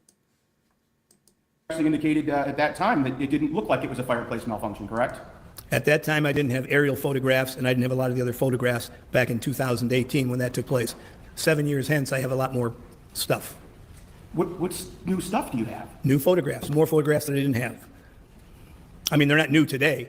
They're new from 2018 when I testified. Now they're more new. And I'm not saying it was a chimney fire either. I'm telling you, we agree that there was something substantive in that chimney that needed to be looked at and needed to be eliminated. And my point is, we can't eliminate it.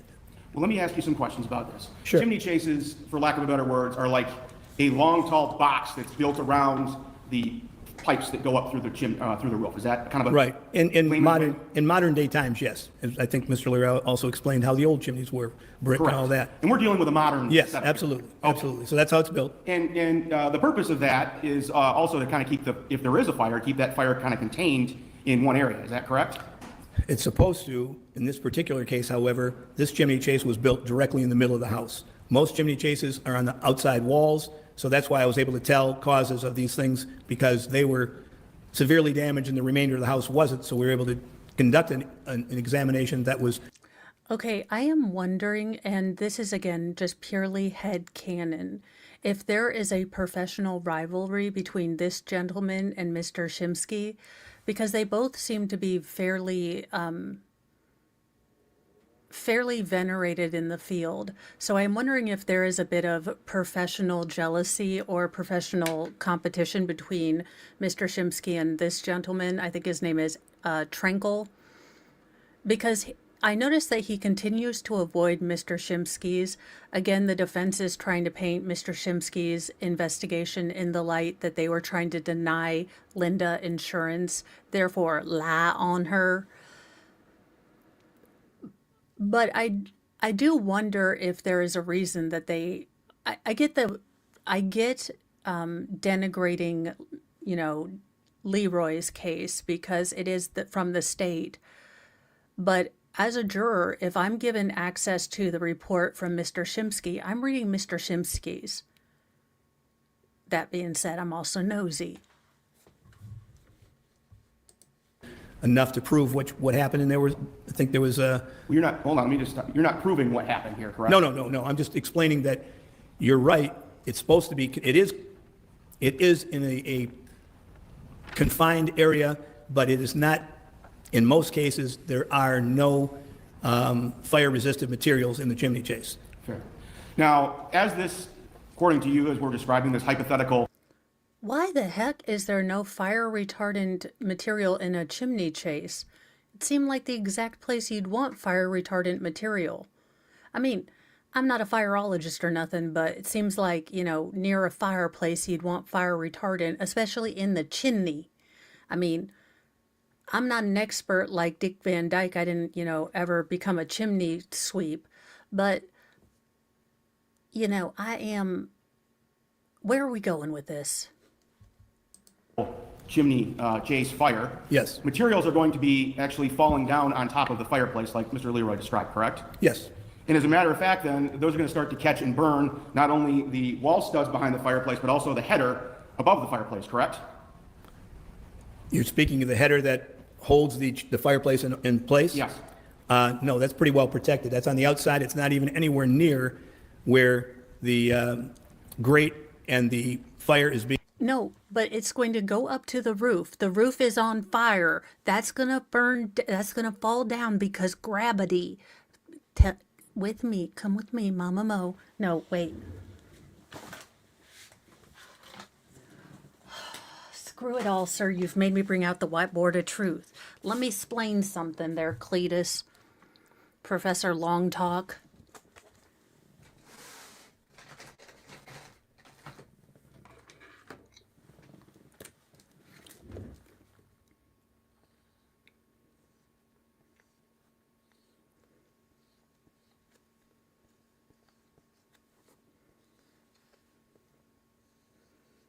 Okay, so here's a fireplace if it was drawn by someone who's detoxing off of booze, or Sarah Boone without, Boone's Farm. Here's the fireplace. Now, let's say the chimney starts burning right here. Now, this is the stud. Okay, he has already said that pieces of the roof are going to start burning and falling down if this happened. Now, these studs were not even touched. So again, wall stuff burning down. Now, if I can explainarate this with a whiteboard and on a full pain day with my leg Hagatha screaming at me and very little bandwidth, sir, I'm going to need you to do what you weren't paid for. I'm about to object for lack of anything relevant to this case. Being propagated and goes up a chimney on an angle. It's called a throat. I had a diagram of one and how it's assembled. So, well, go ahead. Let me ask it this way. Maybe I'm not being clear in my question. You saw the photograph that was up on the screen that was put up on one of Mr. Leroy's photographs showing the fireplace, correct? The first floor fireplace. Yes. And it had a wood header that went all the way around it, correct? Header goes just above it. Above it, I'm sorry. And there was framing around it as well still, correct? I I don't remember if I saw framing around the fireplace. I did see vertical studs going above the header. And those are part of the chimney chase, correct? They are. No, I mean, he is not going to budge from his idea because his idea is the only correct idea. Again, he has made himself the science, the Anthony Fauci of fire. I am the fire. Okay, quick question for chat. Put in the chat, how many times has this man watched Backdraft? How many? I'm going to guess 11 to 12. 100 times on slow motion. And if a fire started in the chimney chase, the fire would then burn all of the fuel in that area, correct? If it was not extinguished first, yes. And we don't have it all burned in that area then, do we, sir? We have a lot of damage, yes. By the fall down, there is certainly a lot of burning, but it did not consume what you're talking about.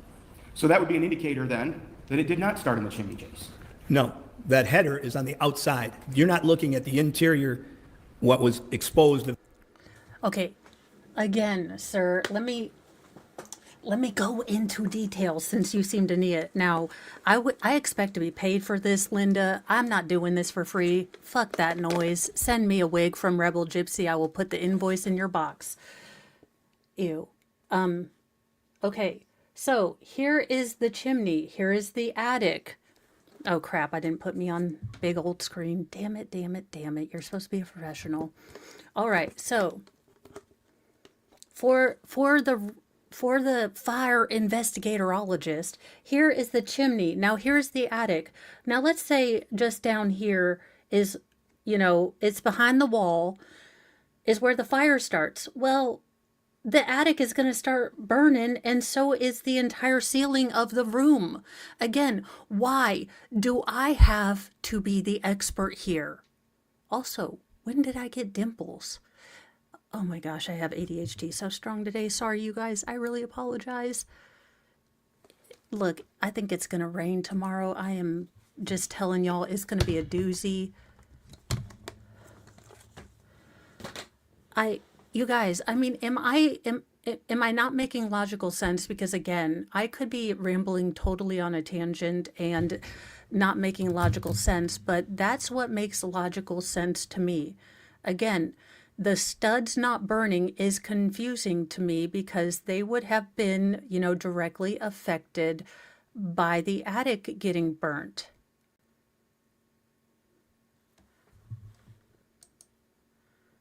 This is terrible. Again, Linda Stermer's defense team, I would like a wig. No, I would like a couple wigs from Rebel Gypsy. I will go ahead and pick like 4 or 5 and you can just surprise me with 2 or 3. Look, I'm not greedy or nothing, but I did do work for Linda and that hurts my soul. And for emotional, distress, for helping a swamp donkey. Actually, I disproved this, so state, I would like just 1 wig. I do understand that this comes out of the taxpayers, but I am an expert and do expect, I know my worth, and I would like to be compensated for my time.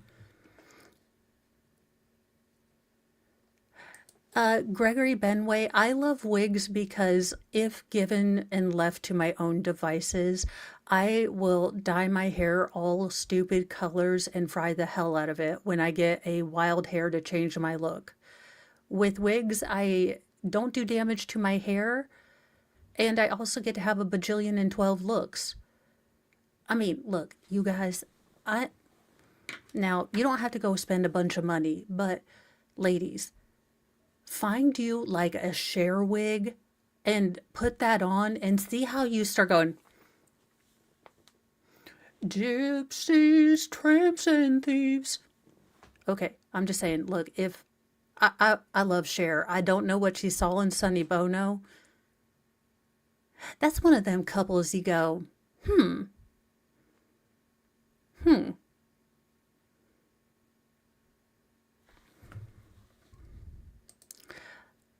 Tim, I think it stems from the fact that I tend to pat people, so I just like hair. Eventually by the fire in the chimney chase or wherever in the building, forgetting where it was a chimney In chase or not. storage where it belongs. That header was protected. You have everything else in that room, first floor and second floor level, burned to a great degree, much mass loss as it was described by Mr. Leroy, not about the chimney chase, but about how we describe things. Mass loss is the new word to say all the time rather than heavily charred, but in losing, okay, so what I'm saying. Yes, I am dead awful at comforting. Like, I will sit and hold your hand, but as far as hugging another adult person, I get confused. I don't know what boundaries are. I don't know if you want me to hug you tight, not hug you at all, do the side hug thing. And then I get like, oh my gosh, am I supposed to do a pat thing? Am I supposed to rub their back? Am I supposed to, like, I get so confused as to, and bogged down in details of how I'm supposed to be comforting another person that I tend to just kind of pat their back or their hair for some reason. And it's just that I want to do a good job hugging. This is social anxiety.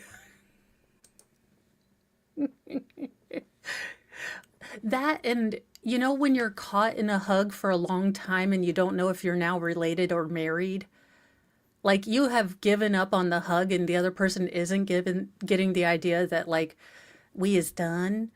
And you're just kind of sitting there like, is this a hostage situation? Do I need to call a negotiator? Do I need an adult? Like, that being said, I don't marry a person that understands that you are 10 seconds away from like jumping out of your skin with a hug that lasted too long. Mr. Mo was like, he kind of redirected someone after the hug had lingered a whole lot. And he saw how stiff I was getting. So marry someone that knows all of your tisms. Is that particular board isn't burned and everything else is because it was protected. Well, let me ask this, because it runs along the top of the fireplace. With magical sheetrock? With sheetrock from Sheba? Because I can tell you, sweetheart, sheetrock burns too. Correct? On the outside, yes, I mean, it's the outside base of what you're talking about to hold it together. Can I pull up my picture? Okay, so let me see if, again, let's give the full benefit of the doubt to Linda. It was a great burning ball of fire, and somehow the drywall in front of the chimney sweep protected itself. Two things cannot be true, or two things can be true at the same time, but in this case, the room can't be entirely engulfed, and then the, studs be protected by magical drywall.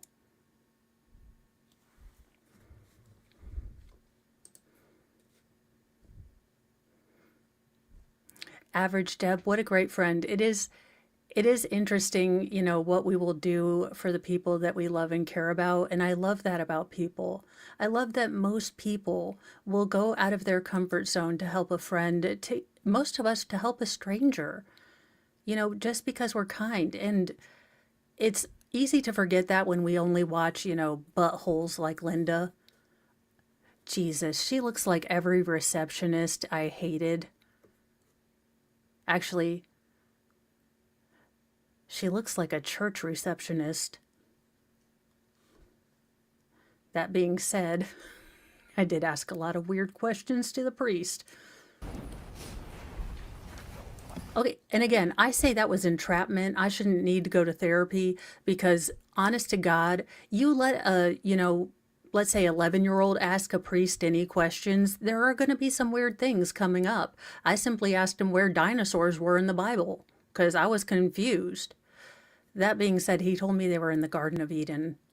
I was not exactly as stoked by that answer.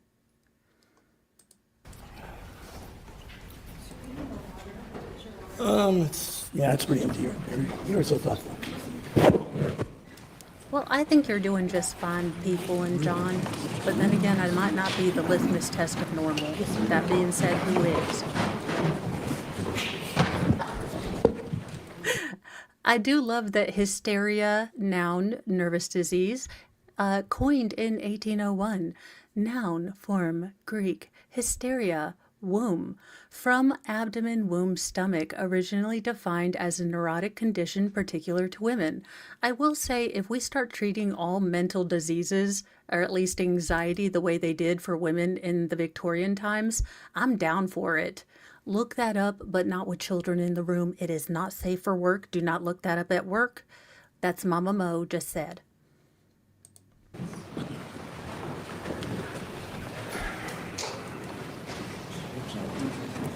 But still, again, I think that we should start treating a lot of things the way we did in the Victorian era for hysteria. Again, not at work and not with children.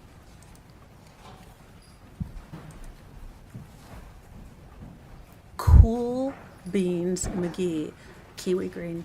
Oh, good Lord, what the hell? These people with technology are about as good as me. This photo right here, sir, this is People's Exhibit 34-19. You've seen this before? I'm sure I have, yes. Okay, and that's the fireplace we're talking about, right? Yes, And that runs directly along the top of the fireplace, correct, that header? just like we said, yes. Yep. And there's a backside to that board, correct?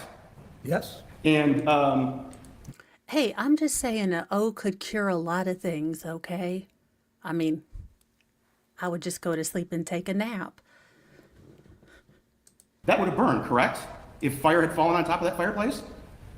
You don't think the backside's burned? I don't know, you're asking me a question, sir. I am, because you're asking me, and you're Jesus showing a picture Christ. showing the front. Sir, you are a witness. You don't ask questions. We learned this in the Theodore Edgecombe case. Where is Judge Borowski when you need him?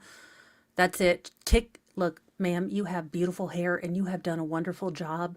But just for this witness, I'm going to need to pinch hit in. That's how you say it. Yeah, pinch hit in Judge Borowski, because this witness is getting a whole lot mouthy, okay? Now, and conductress Mo only allows snark from certain people. There is a snark pass involved.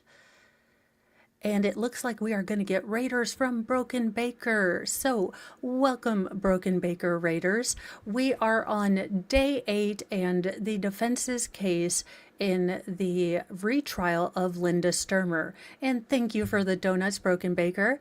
Did you guys get a verdict yet? Hopefully you did. I know Verdict Watch is crazy. Welcome, Monty G. Or Monty G. Good Lord. I'm sorry, this expert has, to use the bad touch wooden man, he hurt me right here in the brain. That is in the brain right here where this man's testimony has hurt me. Any hoozle, a 5-minute rundown of this particular case. So this particular case is actually a retrial, and this incident started on 2007. Linda Stermer is on retrial for the assault, arson, or burning and running over of her husband, Todd Stermer. Now, this happened in 2007, January 7th.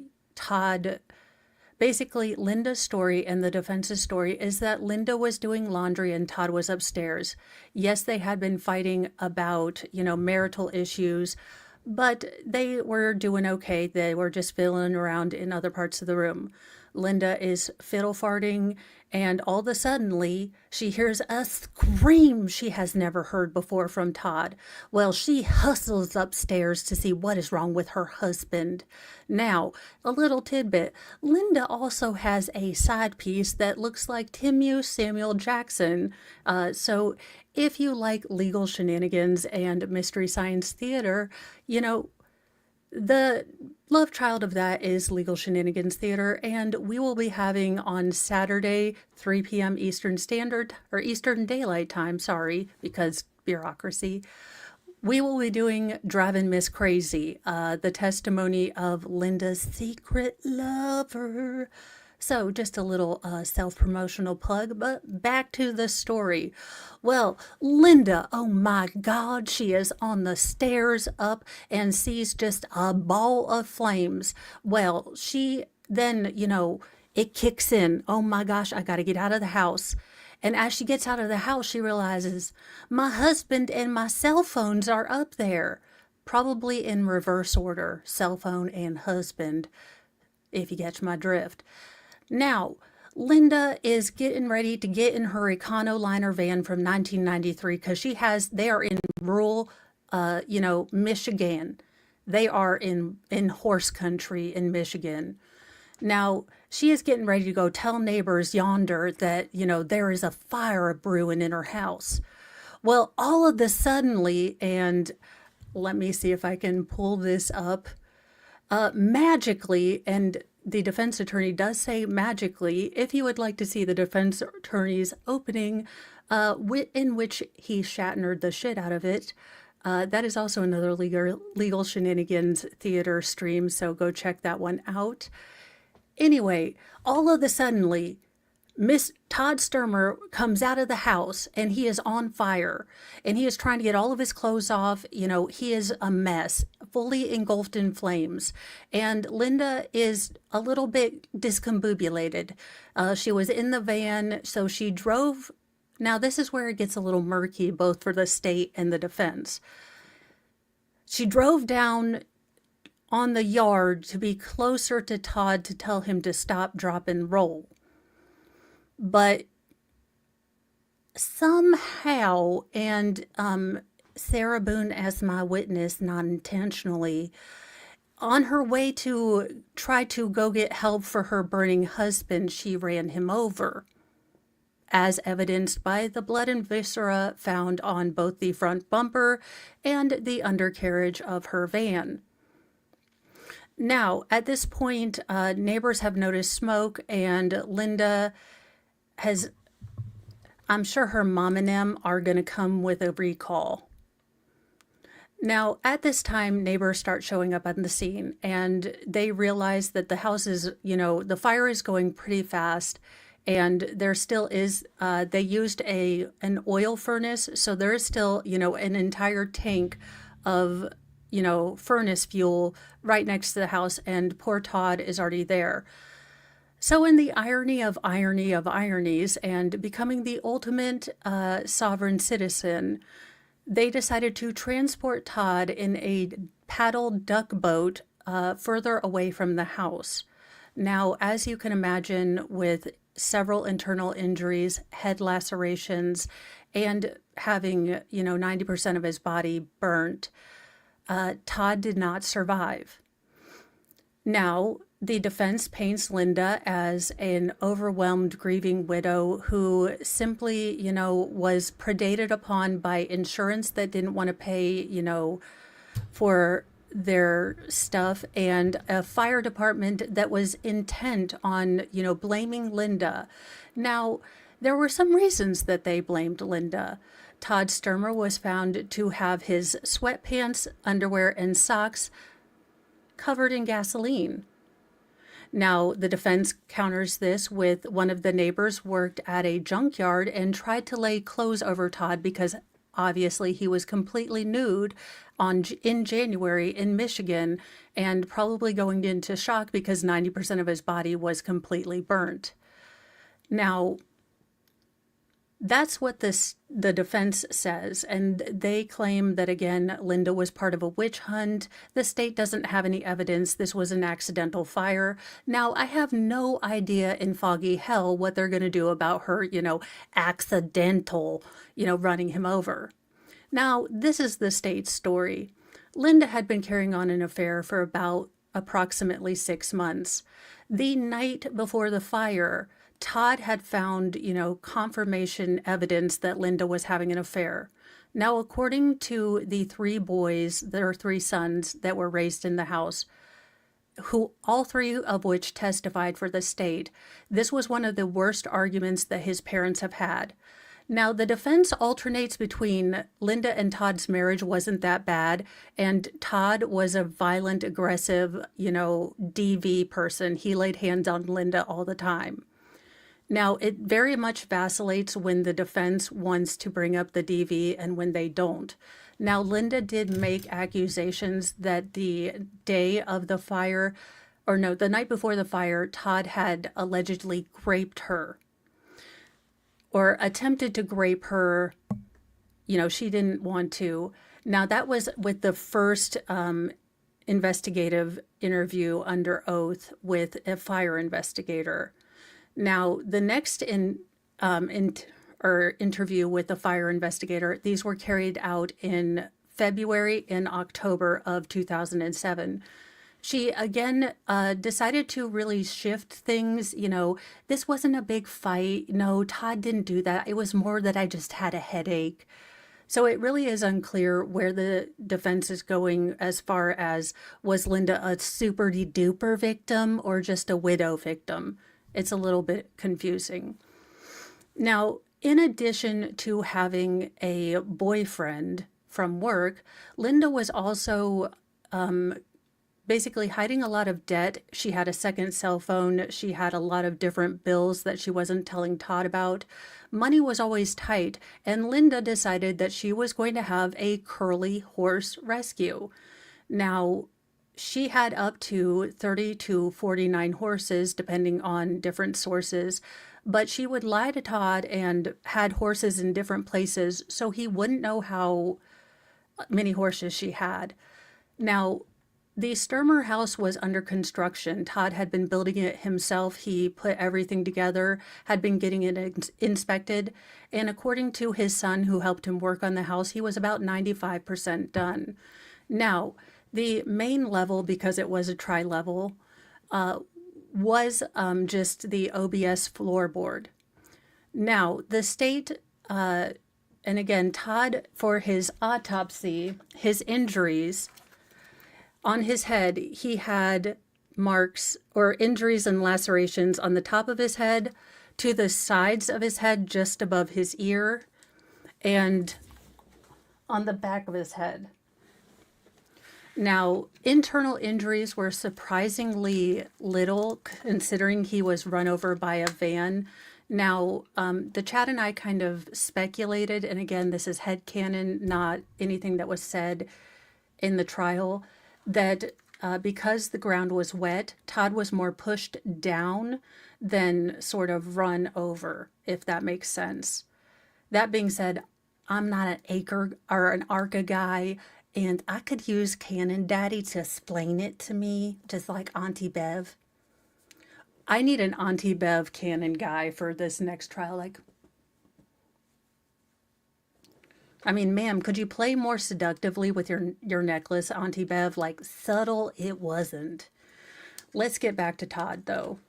So, the other injuries that Todd had, he had a large laceration starting from the front of his chest, kind of wrapping around his shoulder onto his back. He had 3 rib fractures. So on his left side, he had rib fractures in 3 and 4, anterior or in the front. On the right side, he had a rib fracture on rib 3, posterior or in the back. Now, the medical examiner did state that the 2 frontal rib fractures could have been from resuscitation attempts. I find it highly unlikely that with the severe level of burning that he had, that firefighters and sloughing of skin, I mean, if you guys were fans of Legal Vices, his hands were degloving. I'll say no more. Now, you might be wondering about my fabulous, the world's most ugliest headband. Linda was wearing all sorts of crazy headbands, and Mr. Mo took me on a lunch date, and I had to find the ugliest one at Dollar Tree to wear. And it also kind of looks like a crown, and it's oddly fascinating for being so ugly. That being said, toxicology, there were sort of allusions, and there has always been a question as to how Linda, if you believe that Linda did set this fire, how she was able to get the accelerant close to Todd. Linda did visit the gas station that day. Instead of taking her container out of the car the way people normally do, she filled the container in through the window. Now, a lot of this story doesn't make sense. I've just kind of filled you in on the bits and pieces. I will forewarn you, gird yourselves, because the defense is, we have defense is Timu, pit bull with a pit bull attitude, who's snarky and kind of jerky. And then we have Slow McSlowtard, Mr. Kelly, he will Shatner the ever-living hell out of things, ask the same question that's just been answered, and generally discombobulate an entire witness by being ill-prepared. Now we are on cross for the defense's first arson expert. This man is rambly. He is like Father Time. He has a lot of great stories, which are probably awesome, but we would like to get to the point in this trial, and he takes forever. He is also argumentative and extremely arrogant about his ability to be the only ability to judge a fire correctly. That being said, let's get on with the snarky train. And certainly, I think I've seen aerial views that show that backside heavily charred. But it's not burned all the way through, is it? It's a pretty slick piece of wood, and it's not burned all the way through, correct? Because if fire was burning in the chimney chase, when it lands on top of that fireplace, it's going to burn all the way through that board, isn't it? No. It could, but normally, no. The fire's happening above, and you look at what the damage is above there, where OSB wood is no longer, and that would have fallen into the living room. That's the living room side. But This the side. burning debris within the chimney chase would have fallen on top of that fireplace, correct? Some would, for sure. And then it would have ignited that board, correct? Probably not. It did ignite if you look at the opposite side. If we show the opposite side, that board is heavily charred. What I'm trying to get to is, sir, that board would have completely burned then. And I would say you're absolutely wrong. Oh, okay. It might, but not in this condition. You're absolutely wrong. Yeah, it might could. Again, I was able to explain more coherently with a $4 white erase board. State I would like to be recompensed for my expertology to explain this band.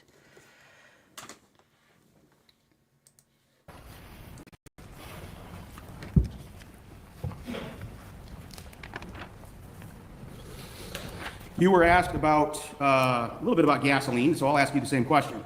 And just so we lay a proper foundation, the vapors of gasoline are what burn, correct? Correct.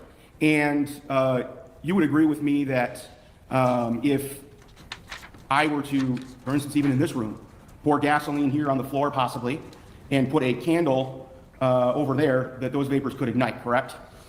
If the vapors got as high as the candle's flame, yes. Okay. And in this case, we have a fireplace that's fairly close to ground level, fair? Fairly close. You see that there's a bottom framing of that. So I mean, I can't tell from the picture, but 6 inches to 12 inches maybe. But I could be wrong. They also didn't have a glass, a screen. They didn't have a screen on it. But that's what it looks like to me.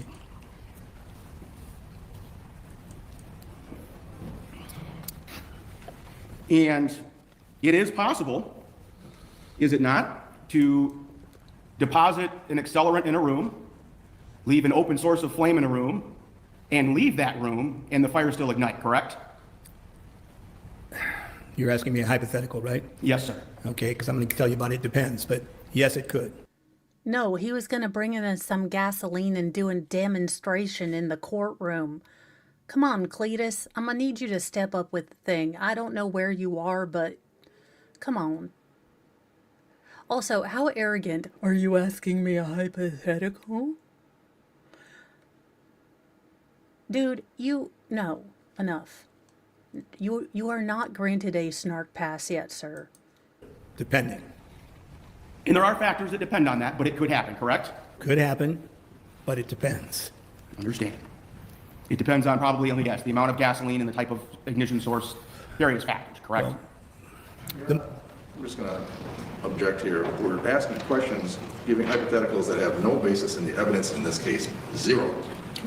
And it has to be based on evidence in the case. I think it is, and I'll overrule. Okay.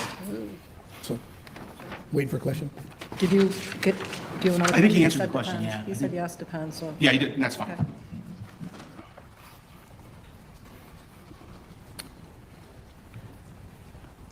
And you heard, and we already kind of went over this, Ms. Stermer's statements about the fire going from Todd's recliner to the master bedroom, correct? I don't know if she said it was going, and that was the depth and breadth of the fire, I guess. When you say going, it seems like you're suggesting it went from here to there. That is what I'm at. The fire, she described Thank you. a trail of fire going from the master bedroom or to his recliner or vice versa. I guess I still don't understand. Are you saying she saw this trail here and then go there, or just saw this? Just saw a one saw- continuous trail. How's if- that? Wide range, yes. Yes. In your expert opinion, that could be an accelerant trail, could it not? Oh, I don't think anything she described would have been anything like a trail unless, as I said, if you're telling me you saw it go from here to here to here, that would be a trailer. The problem with that is that Linda actually was asked to draw a picture by the insurance investigator at the time of where the fire was. Now, this is going to be not from memory, but basically fireplace. I think the master bedroom was over here. The recliner was right here. Todd, she kind of claimed, was right here. And then the fire was all the way here and going into, she kept saying there was a trail into the master bedroom. Good Lord, what is wrong with you? So yes, what she said sounded like a poor trail to me. Again, I am not a fireologist. I'm not a doctorologist. I am simply a YouTuber with a wig addiction who likes to watch true crime.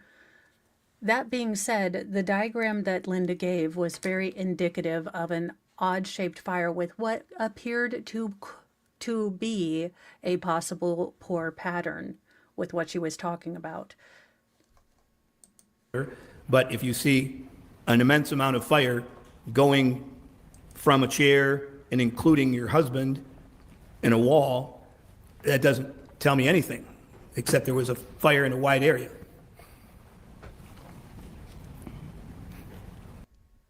Yes. Yes. That answer was so stupid it cut the feed. Like, even Jesus was like,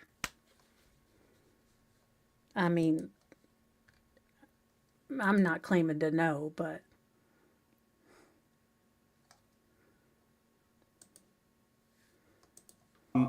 In your expert opinion, that could be an accelerant trail, could it not? Oh, I don't think anything she described would have been anything like a trail unless, as I said, if you're telling me you saw it go from here to here to here, that would be a trailer.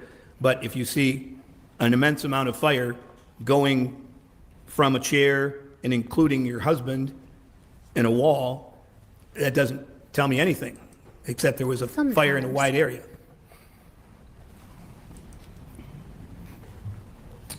Let's talk about the first video of the burning of it. The storage room, is that right? Yes, it was a storage room for a party store. And that was actually a fire designed to replicate other fire you were investigating. Yes, And we saw lots of cardboard boxes in that video, is that correct? yes, And they were started on the floor, correct? yes, And then they were actually stacked up to the ceiling, correct? Or close Close, to the, close, yes. Close to the ceiling, Yes. fair. And then there was also a shelf along the ceiling with more cardboard boxes on there, correct? yes, they were, yeah, just yes. And that fire, those cardboard boxes are fuel, correct? Yes, And would you agree with me, and I understand this is a layman's way to describe it, but cardboard boxes are fairly easy to set on fire. that was going to be an example of what was on the top. They are not easily ignitable up on top. And cardboard, it all depends, I guess, again, but as a mother of 3 boy children and 3 girl children who all had their fair share of lighting paper on fire and given me a heart attack, I can tell you that cardboard burns. Yes, sir, it does. Well, sort of. See, cardboard is created by extensive polymers of wood fibers, and when you transmogrify the fibers, it can be variable in the firosity. those cardboard boxes, you saw how long it took for the sides to burn and how long it took them to actually become involved in the fire. So they will readily ignite, but not in a fast format or the way they, I don't know what the word I want to use, but on the top, they're old, long neck boxes that carried 24 bottles of beer. They don't ignite very easily. They're very strong. They're more dense. They're more pressed together. Well, you would agree with me, obviously, that the cardboard burns much easier than, say, like a log of wood. Absolutely, absolutely. And that fuel load that you created in that room was designed to direct the fire up to the ceiling, correct? No, it was to simulate the conditions that were told me by the owner, and this was the third fire we did. We built that building 3 times because we believed this guy, but the evidence didn't look like, I mean, if we just took it at face value, we'd have said the guy set the fire. The third one came out almost identical to what he saw, like what Ms. Stermer may have seen, and how that fire progressed before the fire department. Today, Junior? Are we coming to a point in the ride where we answer the GD question?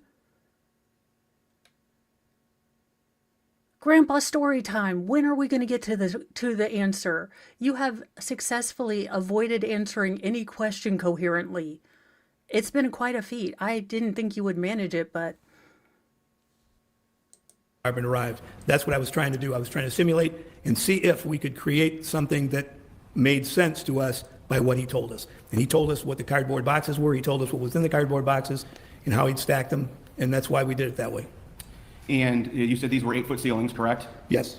And at the very beginning of the video, it looks like there's a fire started in the cardboard box. Is that correct? Yeah, that's correct. What was used to start that? A match. A match. Any accelerant used? No. You would agree with me that accelerant could have increased the speed of that fire, correct? In the incipient stages. You know, there's stages of fire under normal conditions. Nothing's normal when it's hostile, but say you light a fire in a fireplace, you're doing. There are stages in, possession too. One does have an incipient stage if you believe The Conjuring. That being said, this is not, look, Dumbledore, I don't have till I, become a 7th year to learn magic. Could you get to a point? Doing whatever you need to stack the wood up in a configuration, Thank you, put paper under PPK. to make it burn quickly.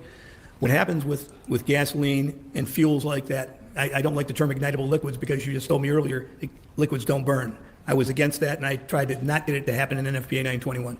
I like flammable, combustible, things that are defined by my background. But going back to what you're saying, yes, in the initial stages, that would have not just gone slow. Ooh, nice humble brag. Like, I was smarter than everyone who wrote the textbook, but they're stupid and they overruled me. Ooh, interesting. It would have blared up or flowed up quite quickly. A sudden fire, correct? Yeah, absolutely, yes. And going back to the chimney fire, those fires generally I always wondered how she became Dolores Umbridge. I mean, look, she made Hagrid shave his head bald. And look what happened to Ginny. She became an attorney. I don't know who this guy is. Look, he's a background character. But we got, Miss Umbridge, Hagrid, shave bald, and Ginny. We've got the whole gang together. Oh no, is Voldemort back? tend to start slowly and build, correct? Yes, you have to pyrolyze the wood that is, I shouldn't use that word, but you got to take the liquid out of a solid to make it gas, to make it burn. And when you do that, it takes time when you only got a small, say, not a spark, but a small ember that comes out. We do not fear a name, though we do fear being demonetized. On that note, Mo is going to Dollywood, and I understand things are hard. I greatly appreciate likes and subs and all of you guys just hanging out with me in chat, including lurkers. And this is a safe chat. You can jump on in. But if you would like to help Mo get to Dollywood, any donations are appreciated. Remember, as Megan Fox always said, breadstick money, not ramen noodle money. It's tough times out there, and I just appreciate you guys liking, commenting. It puts me up in the algorithm, all the YouTube-y things, but mostly to say thanks for hanging out with me as I deal with this ridiculous testimony. So thank you. It takes time, and over time, some of that wood becomes more susceptible to ignition. That's, I guess, what better way of saying it. Sure. And like the old adage goes, there's usually, if there's smoke, there's fire. So we expect smoke before the fire, correct? In most instances, yes. And in a chimney fire, we would have, it would have been expected that there would have been some smoke before this erupts into a blaze, correct? It would be correct, but the smoke would be going up and through the chimney. Up through the chase. Well, you understand that this wasn't 100% complete construction, correct? I do. And so high likelihood there maybe were some cracks or some seams, correct? Yes. And so smoke could have escaped from those, correct? supposedly there was OSB, which is half-inch thick, 5/8 inch thick, and it's Thank you, porous, but Tim. it's stuck together. It's chipped wood and stuff held together by glue. Well, and I guess what I'm trying to get at here, if I can, is you were asked questions about there being two able-bodied persons in the residence, correct? Yes. And that this was, the time of day was, it was about 3:30 in the afternoon, correct? Maybe a little before? Yeah, 3:30, I think, was the fire call. Fair. And you would agree with me then that if a person, that is not necessarily a factor for the cause of the fire, but is something that should be considered by a fire investigator, the idea that there are two able-bodied persons in the home and the time of day, correct? Yes, it's good to know, but it doesn't give you any evidence of a fire origin or a fire cause unless those people told you that, and Ms. Stermer was the only one who said she saw this fire in that location, so that would be the only person. But the first call at 3:30 or 3:31, the guy said the fire's coming out behind the chimney. Well, but what I'm trying to get at here, sir, is if this is a chimney fire, is a slow-starting fire, correct? Correct. And there's going to be smoke, correct? And smoke and heat rise, yes. You would expect then an able-bodied person in the home, especially during the daylight hours, to notice that, correct? You're- Foundation, he's the one who's been making objections all morning yesterday, that how he would What's the expect this objection? someone else- Objection is foundation? Yes. Okay, response? I think as a fire expert and investigating all these fires he's talked about, I think he can opinion on this. Okay, well, I guess I can give an explanation like a hot air balloon. It goes up because there's heat in the balloon to go up. Heat and smoke rise. There had a fireplace, or I had a fire in that chimney, which obviously is emitting smoke also, and that heat and smoke is going to rise. So unless those people were outside, they were only going to see it coming through the chimney flue, or what they thought was a chimney flue. It wouldn't be coming into the house. But as the fire debris begins to fall down with inside the chimney chase, they're going to notice it then, wouldn't they? Chimney chase is still enclosed as far as the fireplace hearth is all enclosed. So there's going to be no indication of that until the fire breaks through that wall. And I'm saying, based on And you guys, sorry.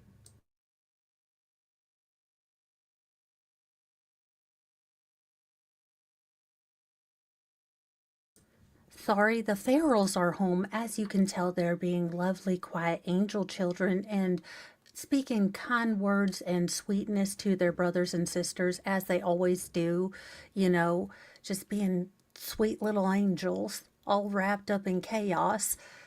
That being said, in current and not petty time, the closing arguments have started in the Stermer case. So by tomorrow, we should be dealing with closing arguments. Thank tiny baby Jeebus. And thank you, Tim, for gifting one membership, and that went to Kiki K. So congratulations. Welcome to the Church of Mo. We have dark chocolate sarcasm. We just ask you to leave your plastic musical recorders and deliberate use of patchouli oil instead of deodorant at home. Well, apparently we're negotiating Roblox account mergers, and it is very important stuff.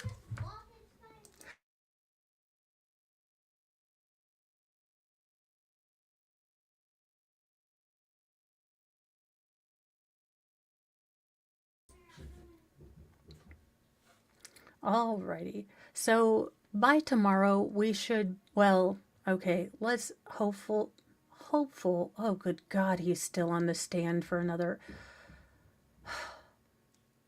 I'm hoping to get another hour in, but let's pray. our hypotheses between us, where it started is where it's going to be, the most damage is going to go up from there, but that location is going to be where that wall is breached and other things are coming down at the same time that's being breached. There's actually a sound that's associated with chimney fires, isn't that correct? Crackling sound of fire, they got a fire in the fireplace. There could be a sound, there's going to be a sound, but whether you detect it or not, I don't know.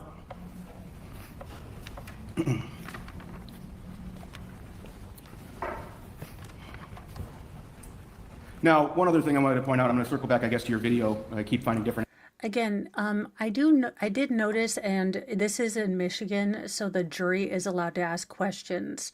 Now, I did notice that one of the jurors asked a very specific chemistry sort of related question from the lab tech that detected gasoline on Todd's pants, underwear, and socks. What I will say is that if that is a hard science STEM person, he is going to really notice the subjectivity of this fire investigation. Again, this is not a hard science like, say, DNA. This is very subjective. So I wouldn't be shocked if, states are going to start seeing challenges in this sort of expert. Again, I'm not a lawyer, but just listening to his testimony, indicates that everything is very subjective and very dependent on whichever investigator goes. Different investigators excavate different ways. So unless things are standardized, I do see that this will be challenged in court because it is so subjective. Different avenues as I ask questions, I'm sorry. That's okay. Your video, the first one of the storage unit. Yes. That fire, you would agree with me, doesn't spread to the surrounding boxes for about 2.5 minutes, correct? That's probably, yeah, about right. I mean, we both would watch the time and know for sure, but yeah, somewhere in that general time. It was not that quick and it wasn't that slow. Were you actually inside the building? Yes. Okay, was that you filming? No, my son was filming with another firefighter. These both were Detroit firefighters. They're both retired chiefs now. I'm getting old. Fair. Okay, also, I would like to revoke your expert, title. Again, I want you to think about this. In 1993, and he filmed it, this Fire Marshal Bill decided to do a, exemplar fire. Now, typically these are done in empty lots because, you build kind of the structure that you want to see what happens, but it's in an outside place so it doesn't catch nothing else on fire. Now, this Galaxy Brain certified self-genius of fireology did this in a warehouse. And he said, no, it'll be fine. We have firefighters on the scene. Now, me being me, I'm going to take your expert badge away, and the fact that you filmed it is going to prove that I'm not going to take you as an expert, but that's just me. So what I'm getting to is, you could have escaped that fire if you had to, correct? Yes. And would have escaped without injury, correct? Yes, unless I would have stayed where you saw the film kind of being jingling around. That's when the heat was too hot for those guys who even had fire gear on. But of course, for that to have happened, you would have had to have sat there and watched this fire overtake you in a matter of 3 minutes or so, is that correct? Yeah, I mean, if you were able-bodied, you should be getting out.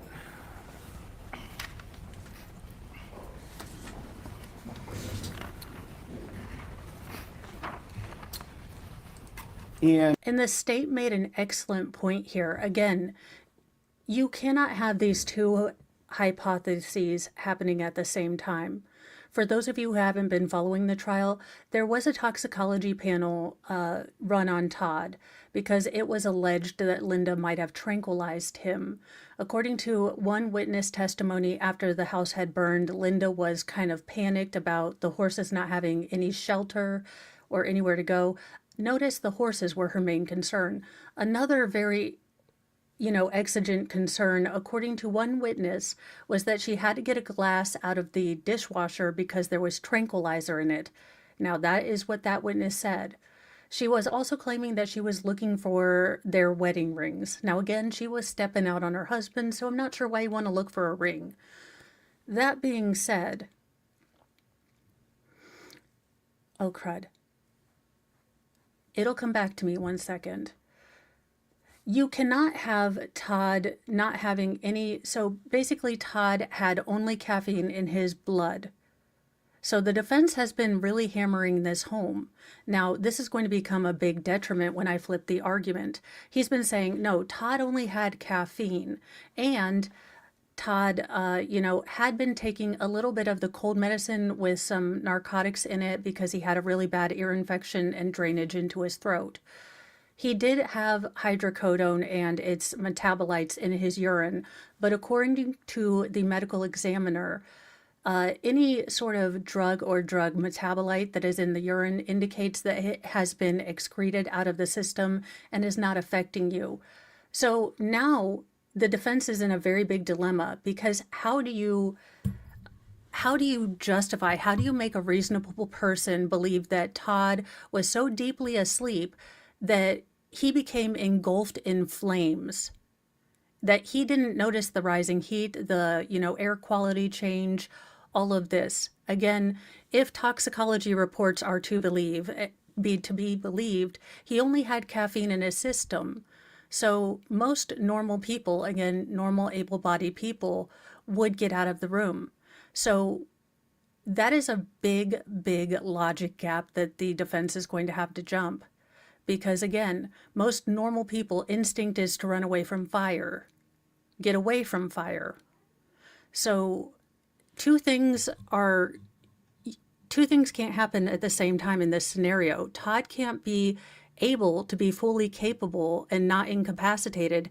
And then also, it takes time for the chimney fire to start. It takes forever, and there might be a noise, and then it's going to start burning, and burning stuff is going to fall down. Now, I may not be Columbo or Sherlock, but I sure as shit think I would wake up if burning shit started falling on me. So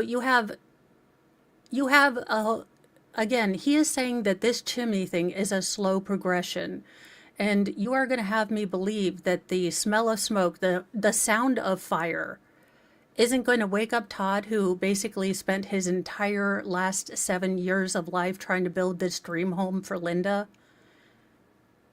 Things are not adding up. And these are the things that would really stick out to me as a juror. Now, there are also other things, again, that the thing that sticks out for me for Linda's guilt, and it would be a really strange thing, when everyone came back to the house after it was burnt, with Linda looking for the cup of tranquilizer, allegedly, one of the women who wasn't really a friend of Linda, kind of a tangential mutual friend of a friend, was looking around in the shed for something to maybe salvage of their house. She found every single one of the boys' school pictures located in this shed. Now, for those of you who aren't rural, this shed did not have any sort of floor. It was a dirt floor. Now, most of us hill chucks, we do value our personal possessions for the most part. And I can tell you, as a certified hillbilly, I would not be putting my children's school portraits on the dirt. But it seems very ironic, very interesting that the kids' school pictures were put in a place of safety. Now, there was a, completely finished storage unit under the stairs. So, again, there are a lot of things that are pointing to Linda having, if not a financial motive, she was done with Todd. She was ready to move on with her secret lover. She had horses. She wanted to, Todd kept fussing at her that the horses were a drain on family resources, and Linda loved horses. It's basically what we've learned in this trial. Linda loves her horses. And you were asked questions about gasoline in the area of origin, correct? Yes. And we know Todd Stermer had gasoline on his sweatpants, correct? We know there was analysis from the chemist that said it was 85 to wonderful day at 95% work. evaporated gas. Objection, Your Honor. I don't think the chemist ever said that about the sweatpants.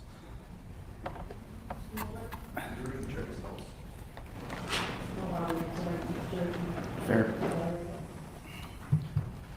But again, you indicated let's just go this way. There was gasoline on the sweatpants, Oh, correct? wrong button. There was residue of vapors of gasoline. When you say gasoline, I think of liquid, but there was no liquid on his Fair.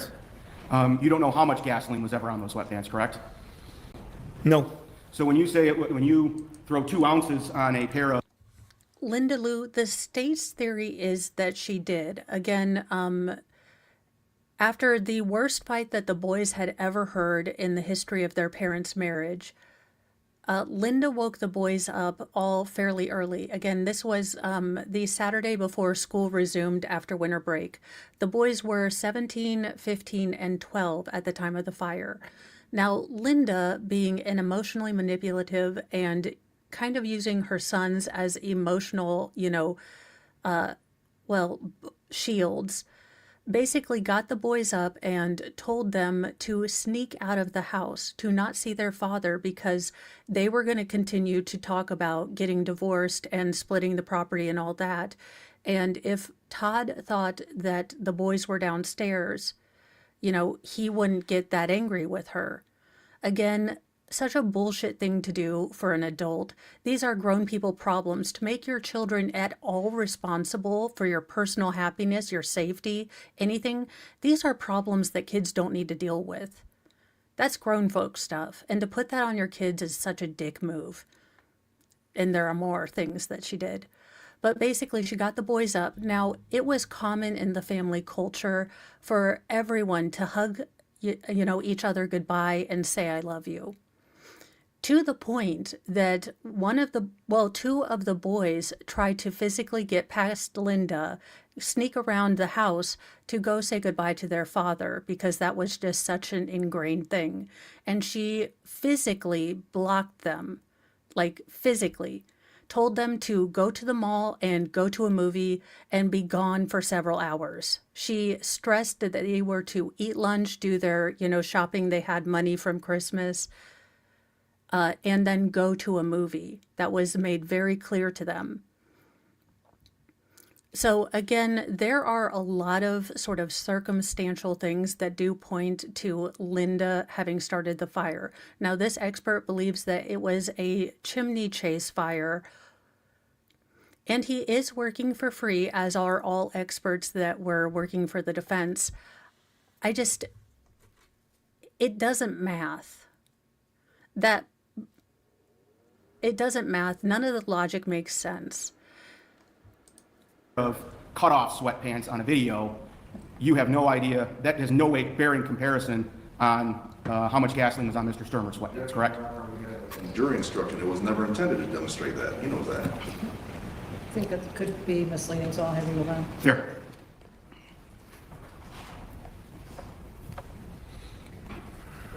Let's talk about the sweatpants you have as an exemplar and the ones in the video. Those are those the same sweatpants you have there that were on that video?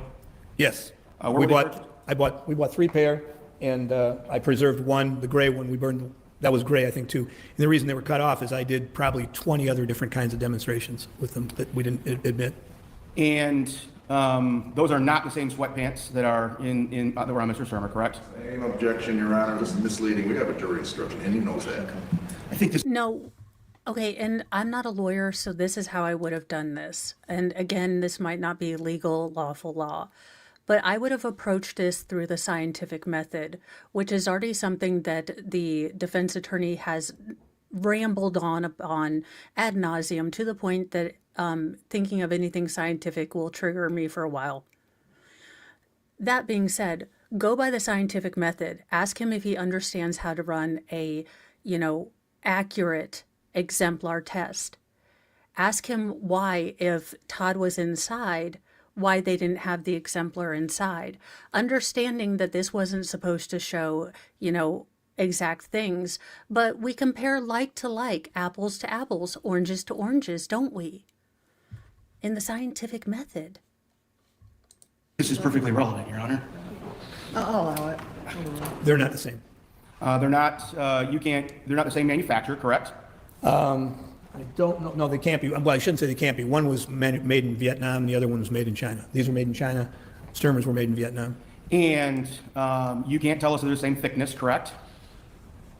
I guess we could compare them. No, I'm asking you. As part of your right experiment, now- you didn't verify they're the same thickness, correct? Well, I didn't have possession and never did have possession. I looked at the things with Mr. Zerzy. But you had an opportunity to examine those sweatpants, correct? I was able to examine them, and the attorney would not let me do one thing I wanted to do because she's saying it changed Objection. the evidence. Well, Talking hearsay, so I'll have you yes, stop. I'm the one that said it. Pardon? I'm the one that was there doing it. Okay. Jesus, Mary and Joseph, have you ever testified before? When the judge with the beautiful hair says STFU, you STFU, she is the mother effing queen of the courtroom, okay? So you don't talk back. Tim, you backdraft? Thank you, but I'll have you stop here. Okay, now. all right. Thank you. You can't verify. Audacity must just be on effing clearance. Is there a, tag sale? Is there a blue light special on Audacity? Because this man bought the whole supply. They're the same weave, correct? I can't. And as a matter of fact, when it comes to polyester materials, there are actually different chemical makeups of polyester, correct? The word poly probably says it. So when it comes to one Giblets, Mary and Joseph. Look, sir, I have explained the rules for court. While I do love it, subtle and sometimes hilarious sass, you have done danced on the one effing nerve I have left, and I do not allow you, again, sustained objection against snark from a douche.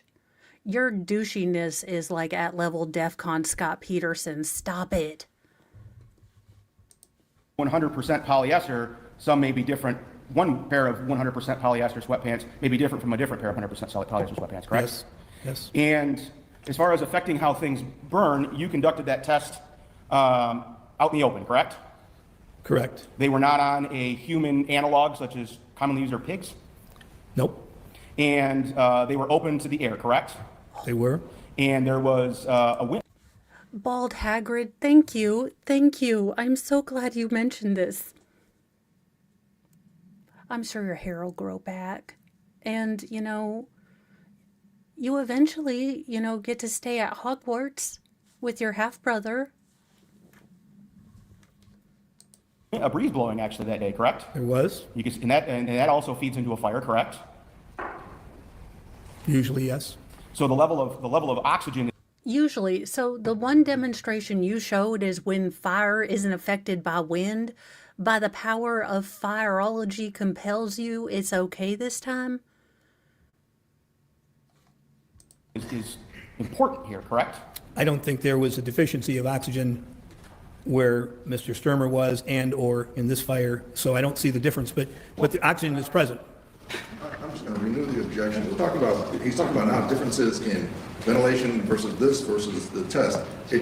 Again, defense, this is your problem. If you are going to do an analog, if you're going to pretend to be Mythbusters, then you're going to want to do a full analog. The fact that you didn't do a full analog kind of tells me that you did do a full analog and it looked really, really bad for you. Like, really fucking bad for you.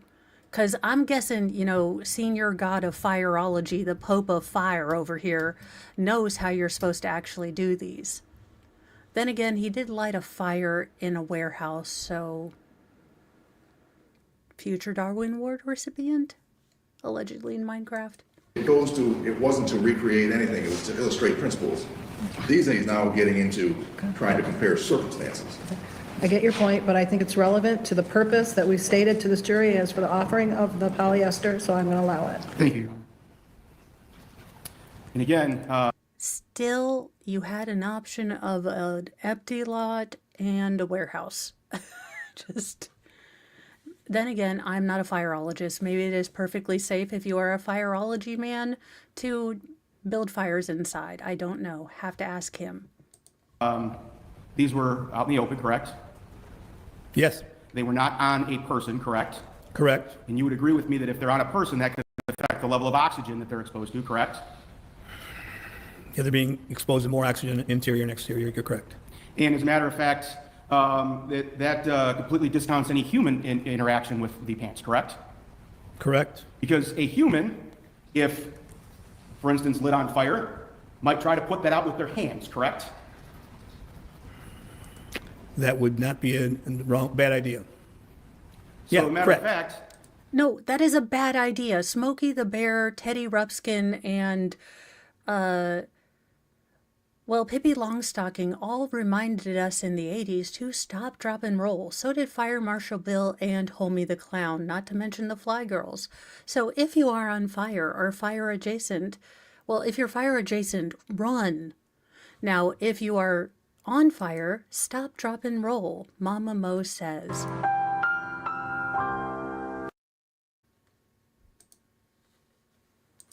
I guess what I'm trying to get at is, your experiment, we'll call it, was done under the most ideal of conditions, correct? Thank you so much. No, Welcome, I Mandy, don't see to it the that way. Petty Express.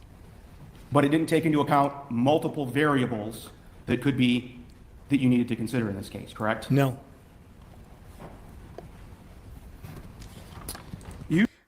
I always felt so bad for the architect at the end of The Matrix, but now I don't care, and I hope Neo takes him out in the next horrible remake of The Matrix. You talked about Mr. Matheny's clothes, correct? You remember that? Yes, and transference, correct? yes. And you were present for the testimony of Troy Ernst? I think I was, I've heard it, think I was on video too. I mean, not video, YouTube at the same time. And Wait a minute, wait a minute, wait a minute, wait a minute. Are you saying as an expert, you were multitasking when you were supposed to be experting? Look, I was updating my LinkedIn. I was catching cat videos. Have you seen this testimony? This case is a dumpster fire. I need some. Linda, that color will look beautiful in orange, sweetheart. I don't know if they have deep conditioner in hair, but check with Sarah Boone to see if cheese slices will help with your mane. And you indicate, and you heard him testify that on the shirt of Mr. Matheny is where the lighter elements of gasoline were present, correct? If the lighter elements of gasoline were present, I think you're misspeaking, but I can tell you then he would have the most. The gasoline would be most on his shirt. Well, no, okay. You're not a chemist, correct? Nope. You're not a forensic scientist in the aspect of chemical analysis, correct? Nope, but I understand lighter and medium and heavy. Yes, Lord God, Lord Sauron of many colors of fire. Sir, yes, you have an extensive knowledge and the ability to ramble on about stories about the Detroit riots, which, again, you have mentioned more than 58 times in this trial. I have counted. I put it in my notebook. Don't test me, sir. Here's the thing.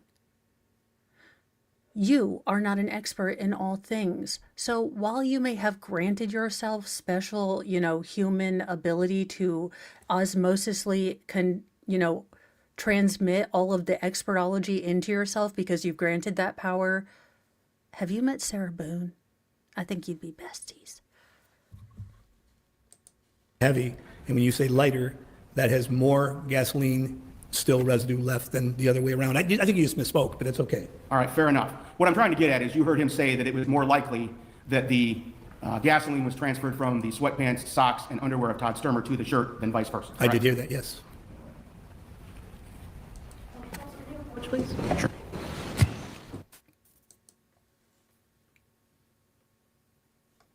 Oh, sweet, tiny baby giblets. We are still... Oh, good God in heaven, no more of this man. Oh, Lord. The hurt. Right now, we'll have you report back to the jury room at 1:15, and please remember not to discuss the case with anyone, no social media, no research or investigation.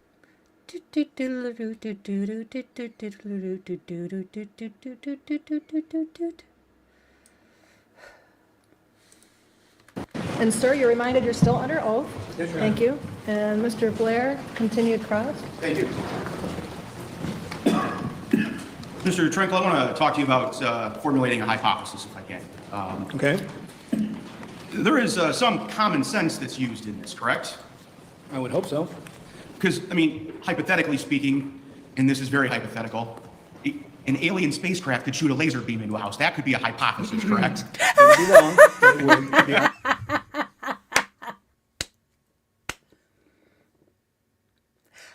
Sir, we respect Petty on the Petty Express, and we would like to extend to you, State Attorney, Brickshit House, a Petty, VIP. I'll even let you play conductor once and toot, toot the, horn.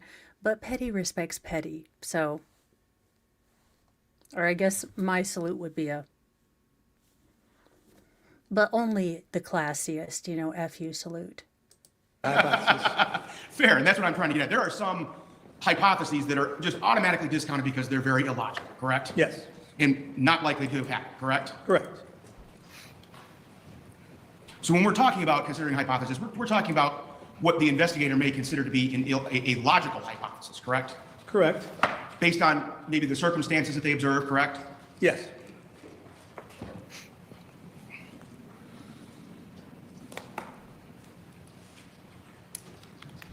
And is it fair to say that one investigator might look at the work of another investigator and maybe come up with different hypotheses? Is that correct?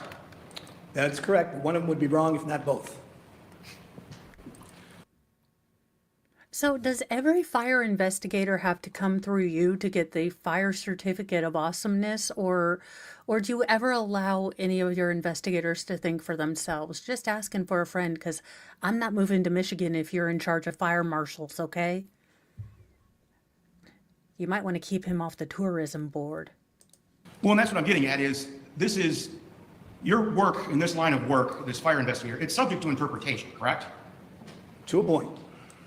And so therefore, you may reach one conclusion on something and somebody else might reach a completely different conclusion, correct? And as I said, if that's the case in something like this, either one is wrong or both are wrong.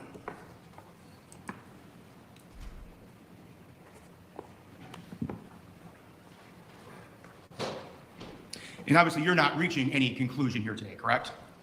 My conclusions are that I, with the information I have, cannot make a conclusion other than undetermined. Fair.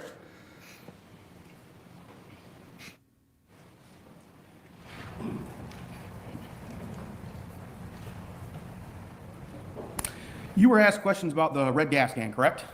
Yes, And you at one time were a government investigator working for the city of Detroit, correct? I was. And you were trained to collect evidence, right? Yes, And if you had gone to a fire scene and seen a gas can out in the front yard, you would have collected it too, wouldn't you? I believe I would have, yes. So you take no fault in the fact that Mr. Leroy collected that gas can, do you? No, Because that's data, correct? Or possible data? possible, and that's why you do it. You know, then you do the analysis and all the other things, but yes, you'd collect it. Not analysis.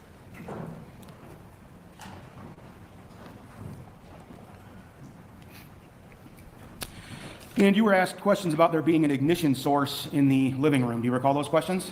Yes, And there in fact was an ignition source in the living room, was there not? yes, It was the fireplace, correct? yes, Because we know there was a fire going in the fireplace, correct? yes, And those are based on the statements of Ms. Stermer, correct? yes.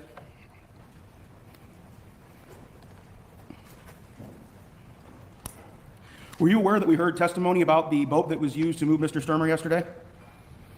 Heard testimony, I've heard different bits of testimony. I'm not sure what you're referring to, however. Fair. Did you hear the testimony of Trevor Stermer? George Stemmer. I didn't know. I was in the conference room. I wasn't allowed to be in here for that. Would it surprise you to learn that it was a 6-foot plastic boat? No, Would it surprise you to learn that it never had a gasoline engine on it? never had what, sir? Foundation. I think it's an appropriate question to impeachment, Your Honor. He's been talking about it, and we learned testimony yesterday that there was no gasoline engine on it. Objection, foundation is misrepresenting the testimony of Durkin with the notes. I'm not sure he is, so I will overrule the objection. Your question again was? Sure, would it surprise you to learn that there was never a gasoline engine on that boat? I would have no way of knowing either way, whether there wasn't or if there was.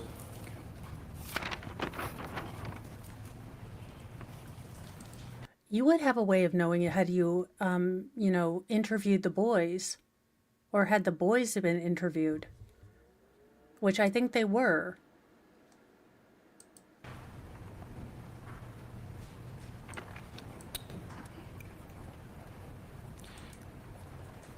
And you've been doing fire investigations for about 52 years, is that right? Let's see, 71, 29, 49, yes. Yeah? All right. All right. And when you reach a conclusion in a fire case, okay, or a cause and origin determination, you're not making a legal conclusion, correct? I know you've talked about legal and a couple other things. It would be my conclusion based on all the facts and evidence, and I would turn it over to a prosecutor or something, yes. Very good. That's your opinion, correct?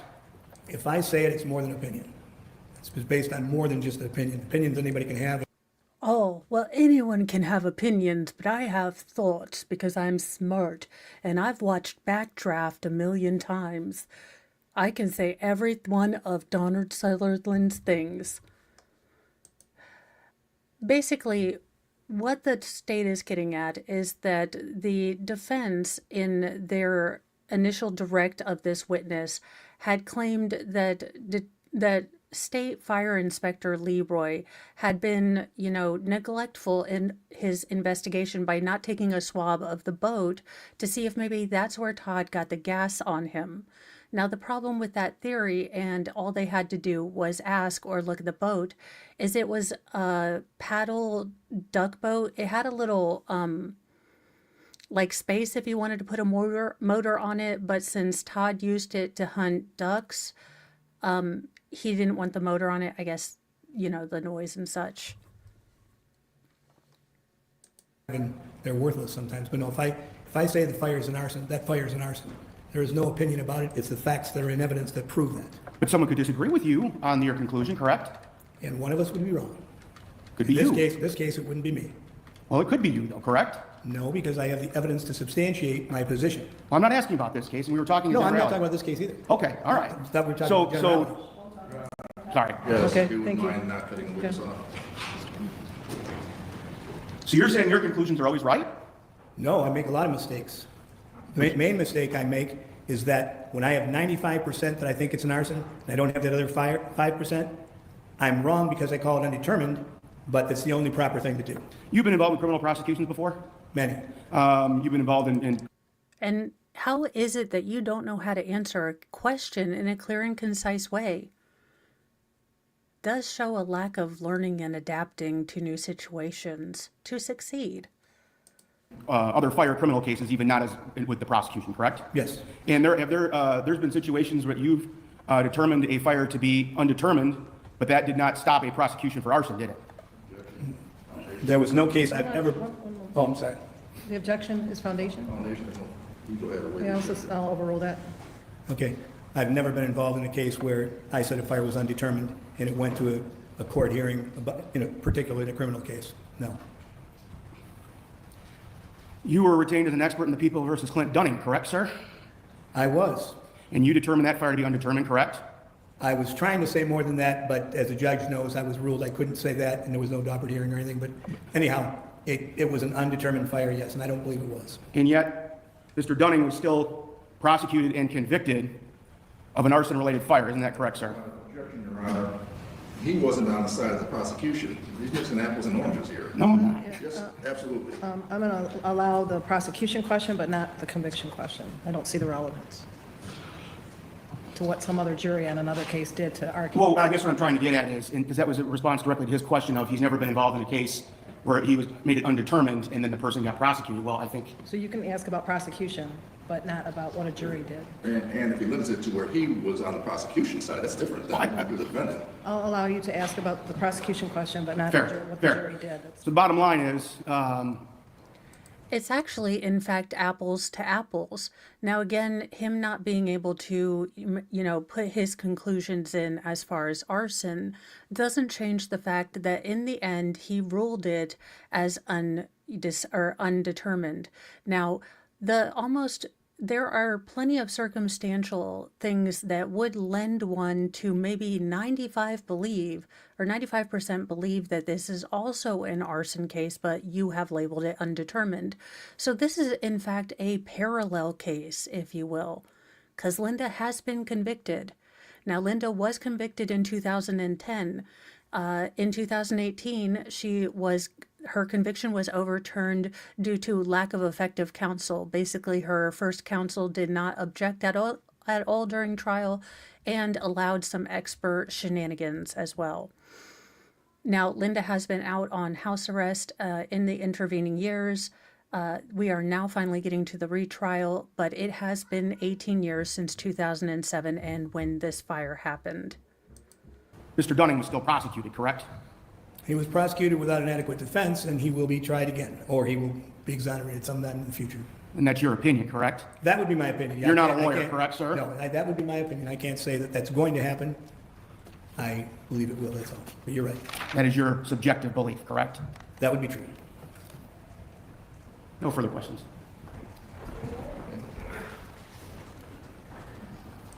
Okay, fair warning, this is the Petty Express. Hagatha LeLeg is actually the full conductress in charge.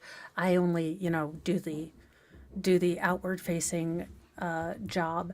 However, if we bring up PowerPoints, Mo will be moving right along. We have already gone through a shit ton of PowerPoints. I did not ever go to an office job, so I defended myself from PowerPoint presentations.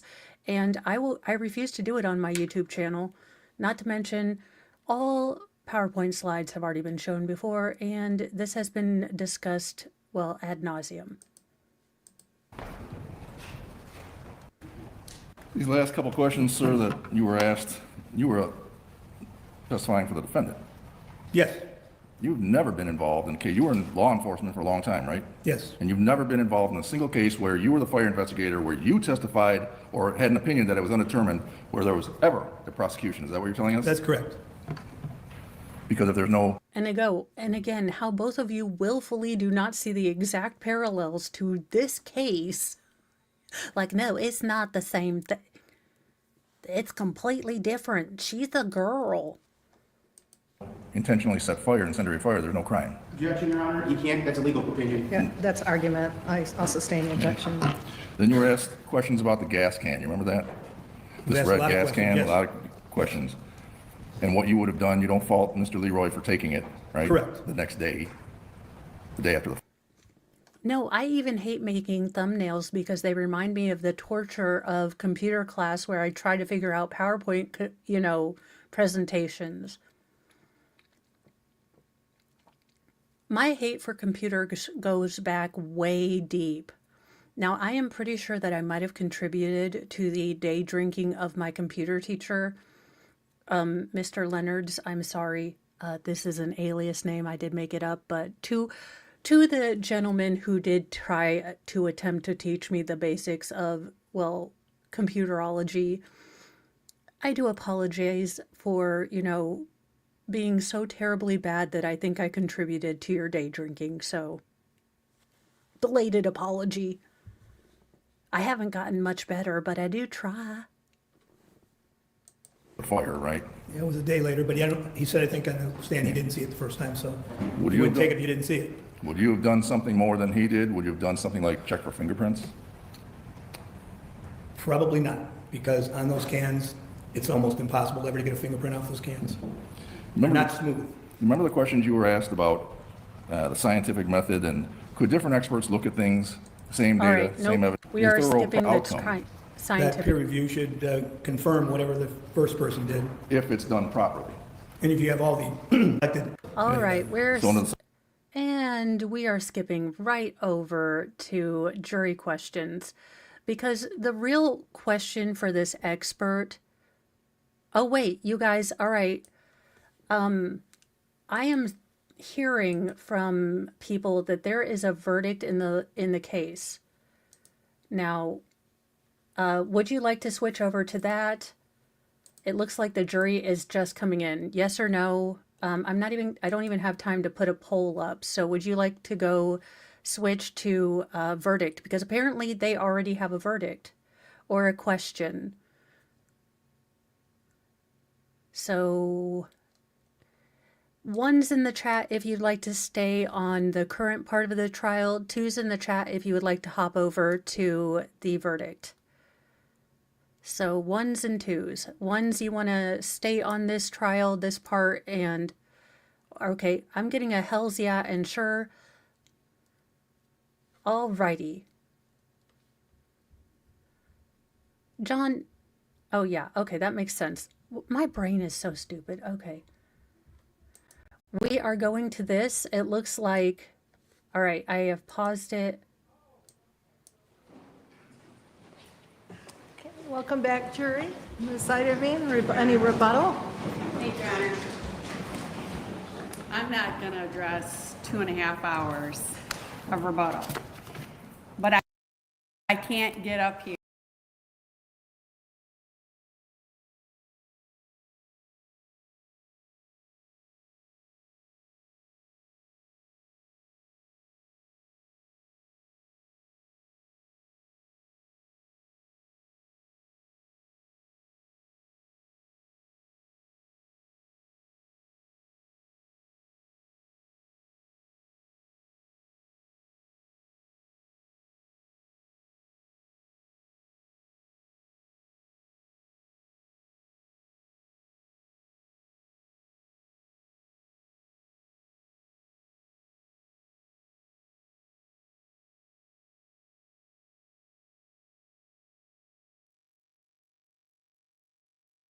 Okay, sorry. So they are still on closing statement rebuttal of the state.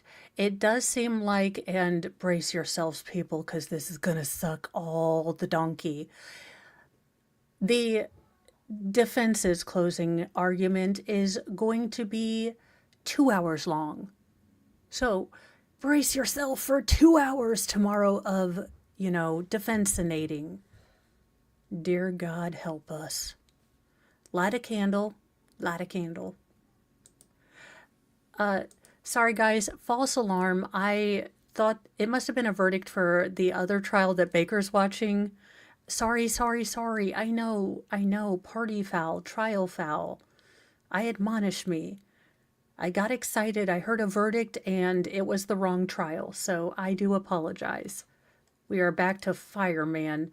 Now, what I do think is going to be very interesting, again, in the state of Michigan, jurors are allowed to ask questions as long as both lawyers and the judge agree that they're lawful law to read them. So it will be interesting to see what the jurors ask of this particular expert. Now, this is around, I'm going to do about 1 more hour and then I'm going to stop at 5:30. So let's see how much we can get in.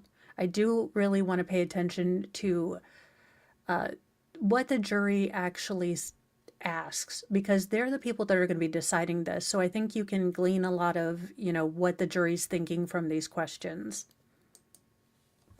I'm sorry. I was excited too. I wanted to see her possibly go away, allegedly, in Minecraft.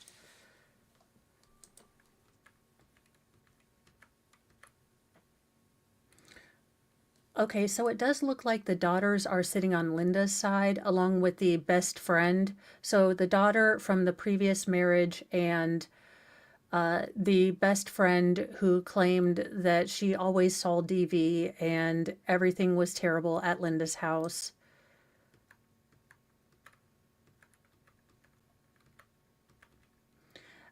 This is Todd Stermer's mother. Again, this woman has shown incredible grace and strength. She has sat through not only one trial of, her son's death, but now to another one. And this is Todd's brother. Again, both of these actually testified this time.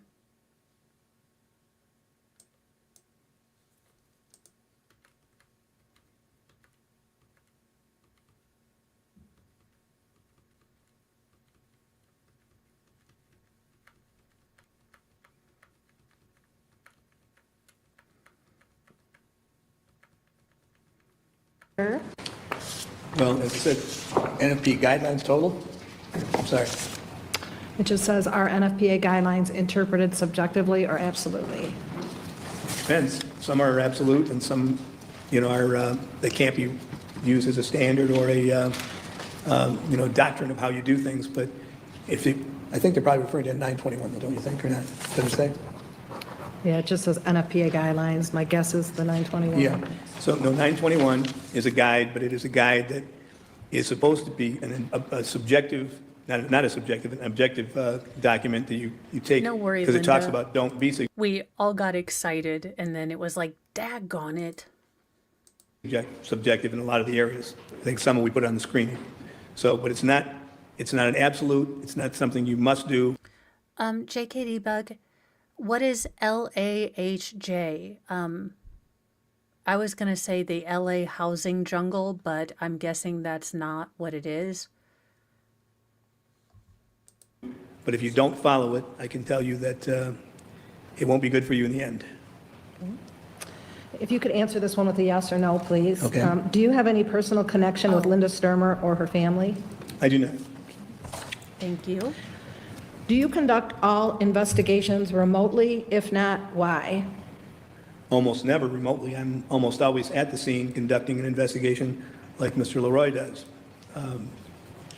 Not too many other ways of doing it other than if you're going to be trying to assess somebody else's work. Where was the electrical panel installed in the house? Basement level along the south wall. According to NFPA 921 regarding excavation and debris examination, the terms adequate, in quotes, and some, in quotes, were shown. Does the investigator determine what these terms include?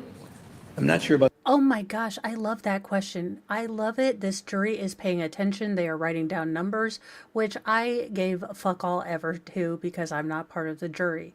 That being said, I also kind of zone out when people start talking about NFP, dash 34 subsection C. This is the other more technical reason I couldn't be a lawyer, because my brain sort of doesn't even pay attention when we start talking about subsections. the word some. I'd have to, see that paper again. But there's a lot of, an investigator is given some latitude about what he feels is necessary.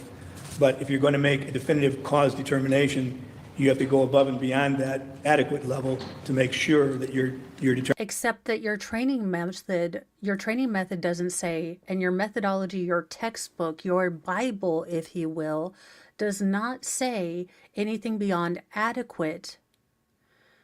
So you were in charge of editing this book, senior fire god of Alderaan. Determination is correct. Okay.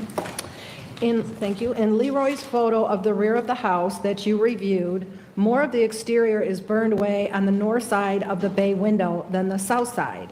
If the fire started in the chimney chase, why would you get an asymmetrical burn pattern on the window area? Oh my God, I love this jury. I love them. These are great questions.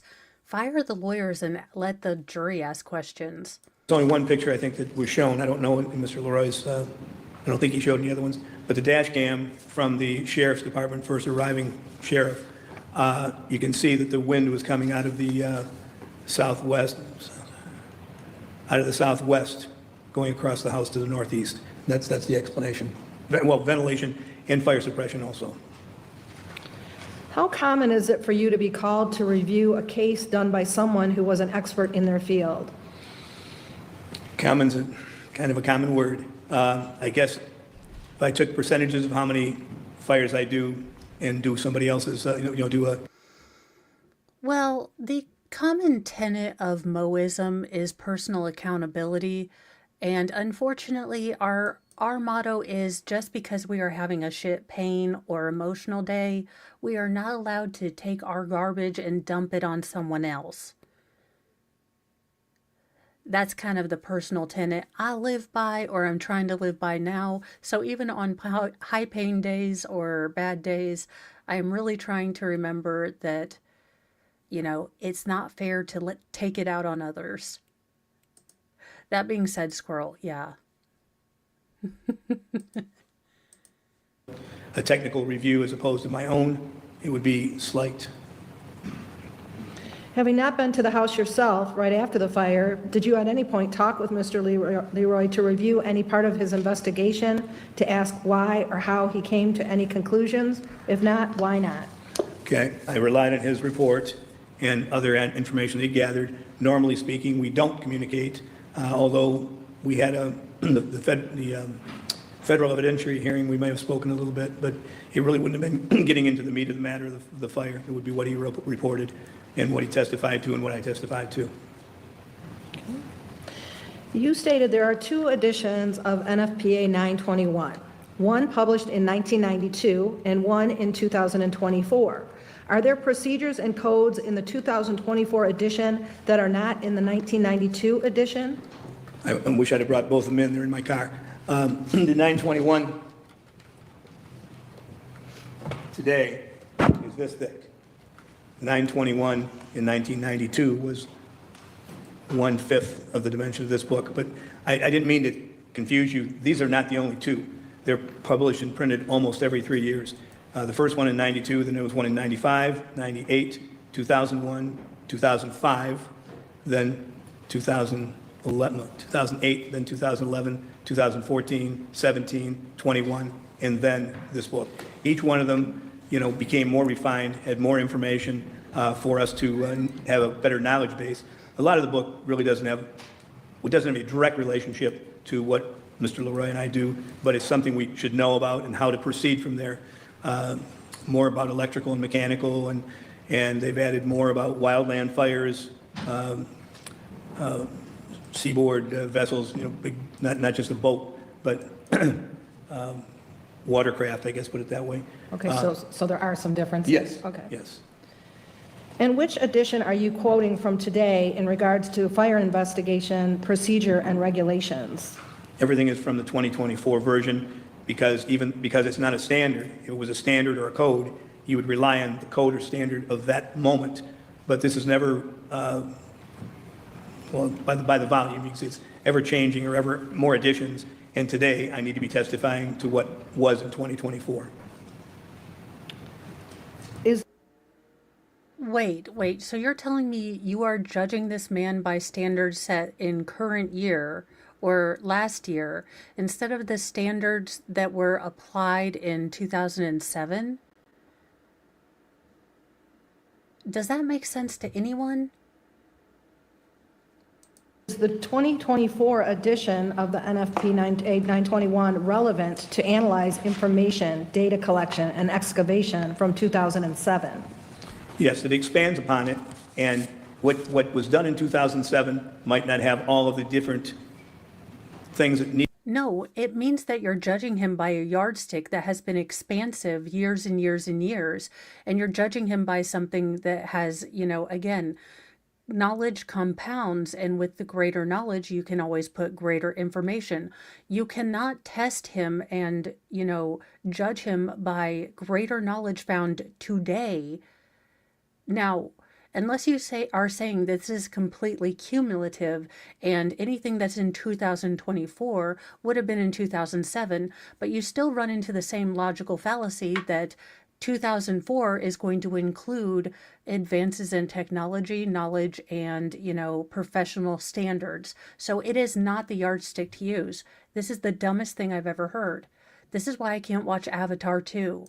Need to be done now, but we are now in time frame, and if I may have testified to less than this book naturally because there wasn't this big book in 2007, but I would be responsible for what happened in the interim, how much more knowledge we have, our knowledge base is greater, so I would have to testify to what we have now, even critiquing my own investigation from 2007.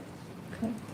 This is the exact opposite of what you want from an expert. Again, most of us have been greatly confused about the point he is trying to put across because he is absolutely the most rambling man that I've ever met. Learn how to do Cliff Notes, sir. The jury is definitely asking the right questions. He is not giving any answers. I do hope that the state's rebuttal witness is very clear, very cogent, and can explain a lot of this. The defense, I think this was one of their star witnesses, and honestly, I can say for me and me personally, and you can put if you are on the replay crew, put your, comments in the comments section about how you think this expert did. Because, I'm thinking that the jury is going to leave more confused than they did before he started talking. If you believe the fire may have started in the fireplace chase, then how do you explain how the fire made it to the victim recliner in the manner depicted by defendant? If the chase is compromised and there was no barrier between the chase and the living room, there could have been a great deal of falling debris coming down on top of him. His hands were burned like this, as though he was stopping himself from whatever was happening. He can't testify to the position of the... I'll sustain as to the position. Okay. We'll move on to the next question. How do you explain the victim burns on body but sweatpants seem unharmed? Okay, that's a pretty easy one for me. But your body can only take... No, the challenge is, can you answer it coherently without rambling on, Father Time? Temperatures from 110 degrees Fahrenheit and up. Pants, clothing items, I don't know if any of you have heard of them. There's two movies, one remake, Fahrenheit 451. That is the basic lowest temperature that combustible clothing materials and other materials. This is the 11 billionth time this man has mentioned either Backdraft or other fire-related movies. Oh, Jesus. Protect me, we're almost done. Materials will actually ignite. So I can't get into that. That's the reason. He's not burned. I mean, it depends on burned. He's burned because he can only take the 110. and he could only take it for a short time. I would say that because of convected and radiated heat transfer, I'll give you another example. The sun is radiated heat. If we stay too long in the sun, our clothes won't burn, but we will. We're going to feel that heat, especially when it's exposed, but even if it's protected by the clothing. But that was one of the big reasons why there was no way, well, can't get into that. That we can leave it at that. Skin and body burn much quicker or get degraded because of a lower temperature exposure. Thank you. Counsel, any questions in light of the jury questions and answers, Mr. Blair or Mr. Wheeler? Yes, thank you.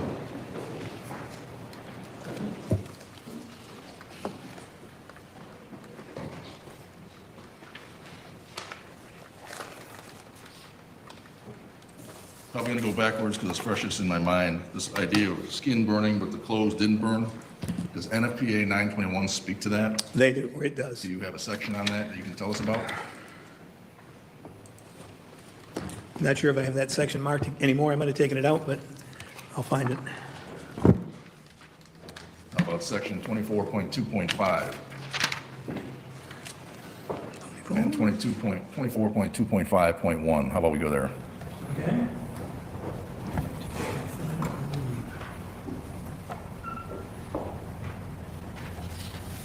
Okay, I'm off my duty glasses, I think. You want my pair? I got it. I was just looking, and a 7 looked like a 5 or something to me. Yeah, it's on the top of the page.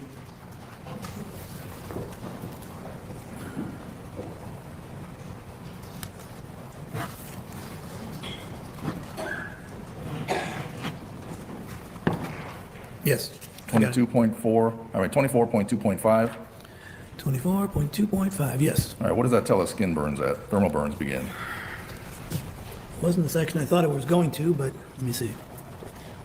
What? I thought you were the fire genius of fireology from Erelongaron, with a magical flying heffalump as your magical powell.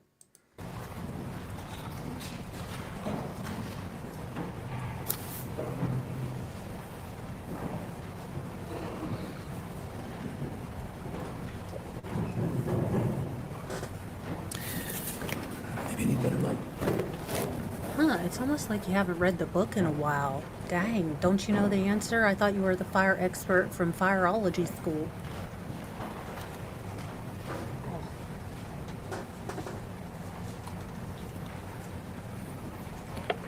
This That talks section, about, does that section, do we have a section that tells us thermal burns begin at 110 degrees? we do, but I don't see it here. This is more about kilowatts and. I might have the wrong section, but you do know what NFPA 921 talks about It's skin in, burns? it's in the book, let me, it should be in that, this section, I think.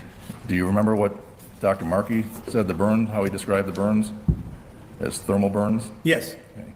And then does NFPA 921 also tell us that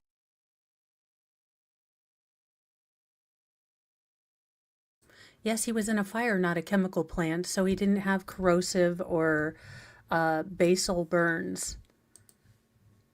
heat can be transferred through clothing, causing burns to the underlying skin without any readily identifiable damage to the clothing? yes, well, I've seen that firsthand many times. And why is that? Because of the ignition temperature, the temperature of burning for the clothing materials at 450 degree level, as opposed to your skin at 110 in a shortly small amount of. Again, here is a logical flaw. You have indicated that the debris is going to be falling from the ceiling. Now, your exemplar, as flawed as it was, showed that when, exposed to a heat source, soaked in gasoline just a little bit, the exemplar pant went up like a daggone torch.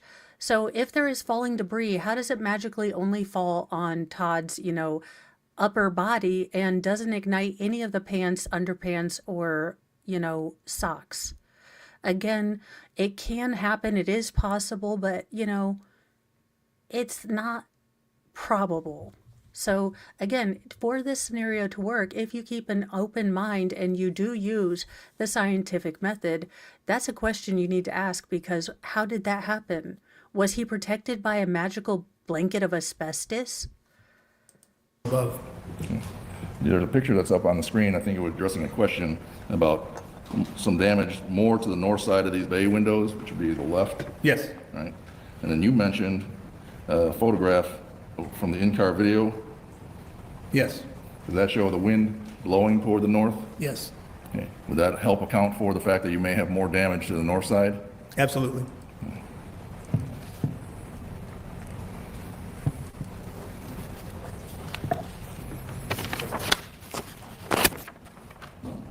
And with regard to one, you said NFPA 921 changes about every 3 years? Yes, It's it's supposed to be consistent every 3 years. I can tell you that I was on technical committees, and I'm not in now, I get no more time, but hopefully I have a lot more time, I didn't mean it that way. Once this goes into print and comes out, the technical committees are already working on anything else that's new and advanced, and then there's a, the technical committee, like the judge, takes these things and looks at them, and then if they're valid, or I would say any questions are invalid, but questions that really make an impact for a newer section in the book or even a sentence, that will be put in, then it's voted on by all NFPA members at the end. Mr. Krinkle, some questions addressed 2007's version and what might have been in effect then versus 2024. We are here in a 2025 trial. You as an expert, and any expert has to be open to change, right?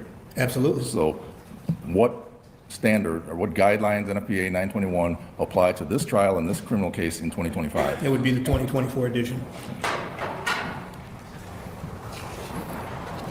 And just with respect to the various guides, if you're not open to change, what is that evidence of?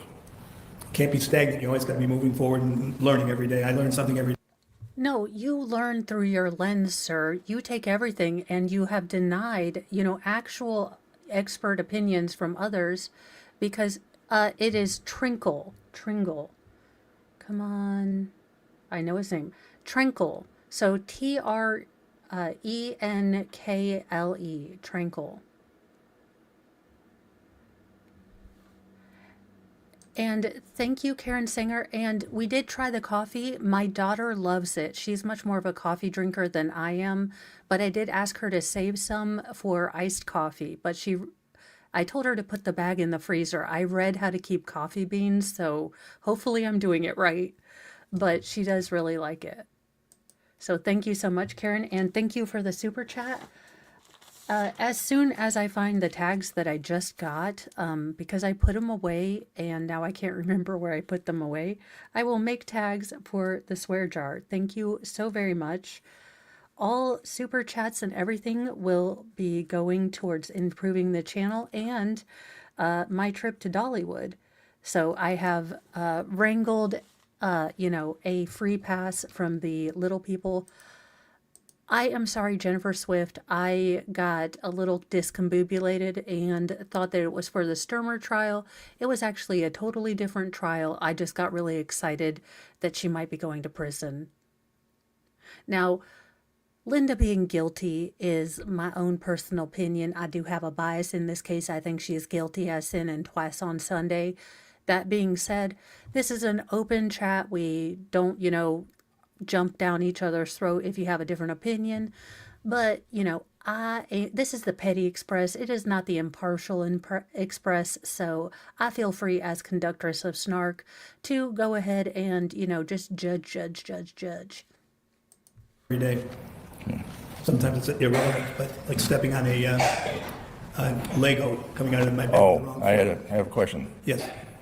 There was a question regarding, Did he just talk about stepping on a Lego? Where in the foggy flapjack hell are we going with any of these damn answers? I need a guide. I need a guide to wherever the hell this man's thought process is, because I swear to goodness, it is like listening to Forrest Gump. are some of the guidelines absolute or subjective? Remember that? Yes. The scientific method has been in effect since 1992 and before. Yes. Right? That has to be complied with. Well, the caveat is it has Back when the schools went to Satan and then they let in evolution. Heathens. That's why we pulled our kids out of school. to be it has to be utilized and complied with unless you can absolutely say you did something equivalent and it comes out to the same thing. Average Deb, according to this expert, and his answer was really long and rambling, but basically the human body sustains thermal injuries and burning at about 110 degrees, 3 minutes or so, or a very short time. I don't remember if 3 minutes is actually correct, so take that with a pound of salt. That being said, I think the ignition temperature for polyester is different. However, that doesn't take into account the gasoline, and I really have an issue with that, because if Todd was sustaining thermal injury to his skin, the defense just said that you can receive thermal burn energy from your skin. That is going to evaporate the gasoline on his clothes, creating vapor that is going to catch fire in a fire-rich environment. Again, how do his pants not burn? Now, this is speculation on my part, and remember, I am a twice college dropout whose greatest, encyclopedic knowledge is Sailor Moon and Futurama. But I do believe that Todd probably had a shirt on, a shirt that melted off of him, probably 100% polyester as well, leaving not very much trace behind. Again, his entire upper body was burned. Again, you would probably use your hands to try to brush off burning debris. And then when you realize that your shirt is melting into your skin, you probably just don't know what to do. So he ran out of the house. And then you are in such a primal state that he didn't remember to stop, drop, and roll. And then Linda ran him over. I mean, basically. Just trying to get to what caused the fire. But normally speaking, if you said you didn't do this, they wouldn't even allow you to testify in most courts. Certainly, Mr.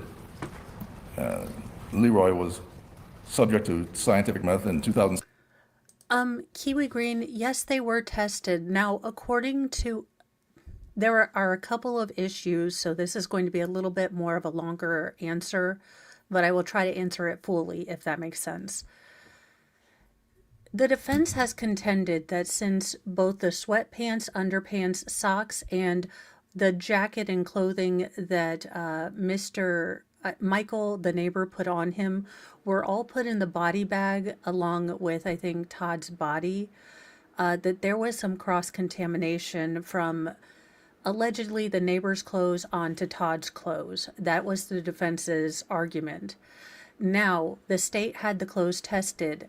They, all of Todd's clothes tested positive for gasoline.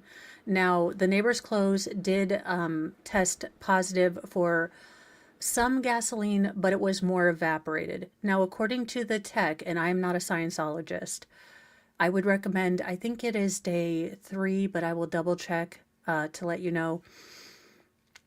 According to the tech, Todd Stermer's clothes had a greater concentration of gasoline, while the neighbors did not have as much. So in his opinion, the transfer would have come from Todd's pants onto the neighbor's jacket and not the other way around. Now, I do not know if the defense is going to present different arguments, but I do know that there was gasoline found. Now, the defense will point out that the test to determine if there are any, accelerant fluids on clothing or on certain items is very sensitive. Now, there are all drawbacks and limitations to what the state crime lab can do. The state crime lab can test for accelerants, but they can't kind of test the individual components and makeups that might link a certain gas to a certain manufacturer or distillery. They don't have that technology. Now, the state did have access to that technology back in the 2007 trial. Unfortunately for this trial, in the intervening 18 years, the scientific printouts of all the chemical makeup that proved a couple of different things that Linda had been caught dead wrong in, those printouts were lost. Now, the state was still going to try to get the report, read in by a different expert, because I think the original expert had passed away or was just out of reach. However, the defense successfully argued that since those pieces of evidence, those actual printouts were lost, that it was not admissible. So the state did lose that. I will have to watch the first trial. I do believe that it was streamed to see what it is that was testified to in the first trial. I know that was a bit of a longer answer, but it's a kind of a question that requires a a full answer if you want to get the full picture. So I hope that helps out. That being said, there hasn't been a whole lot more evidence of this in particular brought into trial that I remember. 7, just as he is today, just as you are. Yes. And you have an opinion, you said, as to whether he complied or not with the scientific method, and that was? No. Okay.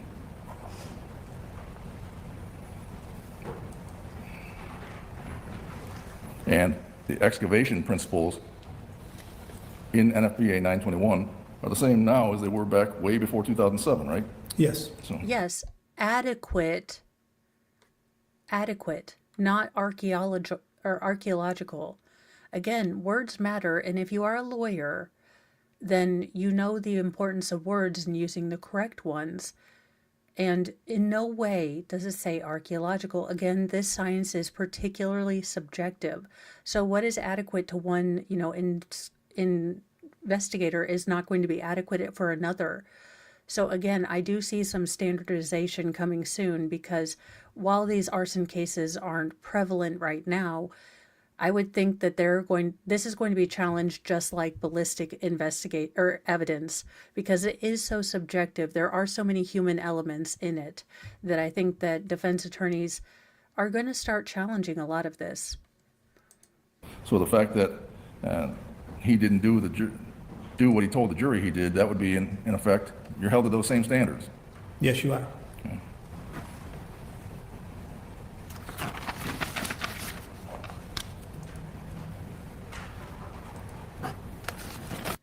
Yeah, average Deb, I don't, but I do think that there were reasons to believe that he had been drugged, especially with Linda. Again, the jury is going to have to decide if the witness who claimed that Linda was looking frantically in the dishwasher for a glass with tranquilizer in it,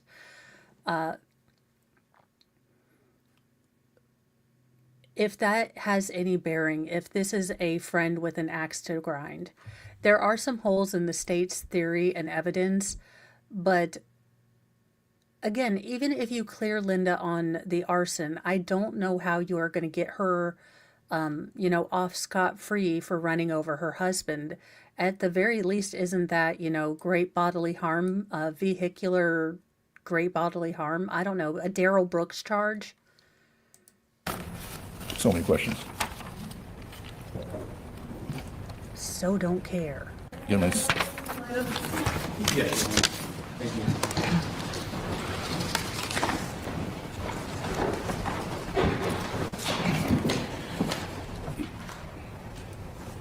I think you've even testified that to this here in court today. You don't agree with all portions of NFPA 921, correct? Some I get revised, and people like Mr. Leroy and myself would look at them and ask, put a suggestion in, like the jury box, to make a change. I've had sometimes where the computer section was new, and the second edition that came out, I think it's 2005 and 2008, one of them said this is, and it was wrong. It was, typo, but a big typo. And so then they put it down, is not, but they left them both in. Well, but I think you've even testified this here in court. You don't agree with some of the information or the way they define things in NFPA 921, correct? I guess define, you have to explain what definitions you're talking about. I think, Giblets in heaven, Bill Clinton. Stop it. I guess you're going to have to say what the meaning of is. This man is pedantic to the extreme, obstreperous, and what the defense is doing is chafing. They are trying to put so much out for the jury that we are looking at shiny things, we are misdirected, we are overloaded with information, when if they had a clear, defined, this is not arson case, they would be clear to the point. Right now they are throwing, this was a strategy in World War II when radars were first coming into their infancy. Basically, they would shoot tinfoil into the air to kind of mess up the radar. Again, that's all I understand from the World War II documentaries that I watch on repeat, so who knows. And average Deb, if her story is true, then she and Todd are both victims of unseemingly unlikely circumstances at the same moments most unlucky. Yes, it's like they're Lemony Snicket characters. we talked about you used ignitable liquid. Oh, yes, I don't like that, yes. You don't like that, I correct? do not, because I have to explain to a jury that liquid doesn't ignite. It takes me more time to get to the point of fact. And NFPA 921 is not an absolute, correct? Wait a minute, wait a minute, wait a minute. Hold the fucking phone. This man is complaining about having to be long-winded. This man couldn't make a short, independent, cogent statement if he fucking tried. He has to be instructed to say yes or no.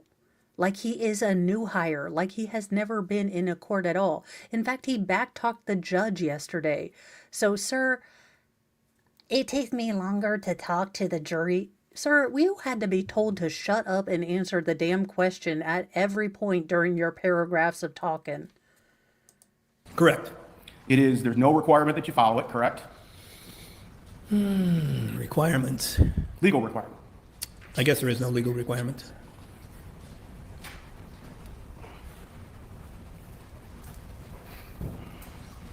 And I think you testified to this in 2007, there were less requirements or less guidance, I think, in the 2007 edition than there was in the current editions of Yes, NFPA. the 2007 would be somewhere halfway between these two. Each volume from the 92 version, which was very thin, the 2007 version increased in size and what was covered. And as I say, every year, every edition, I've never seen it get smaller. So I guess at the time in 2007, a fire investigator would have only had the guidance that the 2007 edition would have been providing, correct? That guidance from the book, yes.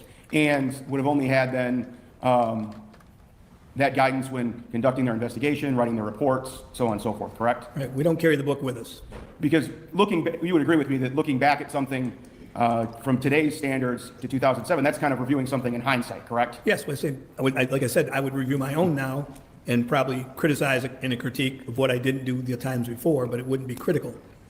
But at the time, it may have been completely appropriate. Completely appropriate. I'd have to know what you're talking about. It Well, was sure. a particular thing. Well, you were just talking about looking back and even second guessing yourself or reviewing Sure. yourself, right? Sure. So, but what I guess what I'm getting at then is if you're looking back and finding things you may have done wrong in, 15 years ago, it didn't make them wrong at the time, correct? It all depends what you did wrong. If you called a fire something that you couldn't prove and now you find out that you Again, his rambling answers prove my point. A hard science would be able to give you a concrete answer. The fact that he is using paragraphs to shade his answer, to explain his answer, again proves to the subjectiveness of this science. That it has very human elements, that there are so many variables that it is really very, very difficult to call this a hard science, and it's not, in my opinion. Again, I'm not a doctorologist. I have not published any articles. I have not written any books. can prove it or Please, dear disprove it, as God. you mentioned before. Yeah, those are variables I can't really address. Now, when a fire goes up, it actually hits a roof and spreads out, does it not? It hits, let's take this room for example. Yes, fire starts on the floor level, continues to burn upward and outward, depending on the configuration of the room, configuration of the fire load, but eventually it hits a barrier like a horizontal surface, then it spreads out. So, for instance, in the pictures we've looked at then, I think this is based on one of the juror questions, if the fire had gone up, it should have hit the roof and then spread to all areas of the roof in the Stermer residence, correct? Way beyond what is the questions from the jury. I think that's right in line with the juror question. I'll let you ask, but I'll alert both of you. This witness has been on the stand since yesterday, so if you have any great questions, I'd suggest that you ask them now. I think that's right in line, I'm sorry. Thank you. Could you please rephrase? I don't want to. The judge is like, if you don't get him out of my courtroom and he can't answer a damn question, you get him out of here. I don't like your friend now. Sure. Say something wrong. If the fire had gone straight up and hit the roof and then spread out, like you've talked about what they do, it should have spread to all areas of the roof in the Stermer house, correct? I don't think it's going to hit the roof. It's going to hit the ceiling of the cathedral ceiling, which isn't the roof. It's not right there. You've got probably scissor trusses or something to separate the ceiling of the cathedral ceiling from the roof, and it's going to spread from there first, and it's going to, as I said, heat and smoke, fire, rise, but they rise in a conical shape. It's not like this is three-dimensional stuff. Wherever the fire starts, say where Mr. Leroy is sitting. Again, the most intelligent and the best experts are able to talk on a layperson level without talking down to them, but making their expertise relatable. Again, We've had really good experts, and right now my mind is drawing a blank because I have been thoroughly mind numbed by this man. It's going to go in all directions around him and up until it meets that resistance, but that resistance is part of the house, not the roof. Just a moment, Your Honor. Thereby proving the flippin' flapjack point that when it meets a horizontal plane, it is going to spread out. I know you've watched Backflash 570 times. So yes, despite the difference in terminology, you pedantic asshole, it does prove the point that once a fire reaches a horizontal plane, a barrier, it spreads out. Whether he called it a roof or the ceiling, it spreads all the way out. I understand that you want to be pedantic about this because you're just a dick or your brain works that way. I don't know. But honest to God, you are pissing me off. I am sorry, you guys. I don't know why this man engenders so much rage in me, other than the fact that we have wasted, a good 8 hours of our life listening to this man. And we'll never get that time back. Questions, Your Honor? Thank you. I think it's a great question. Yeah, brief, great questions. No. You Judge, just ask some questions. get Borowski in there. Tell him flippin' no.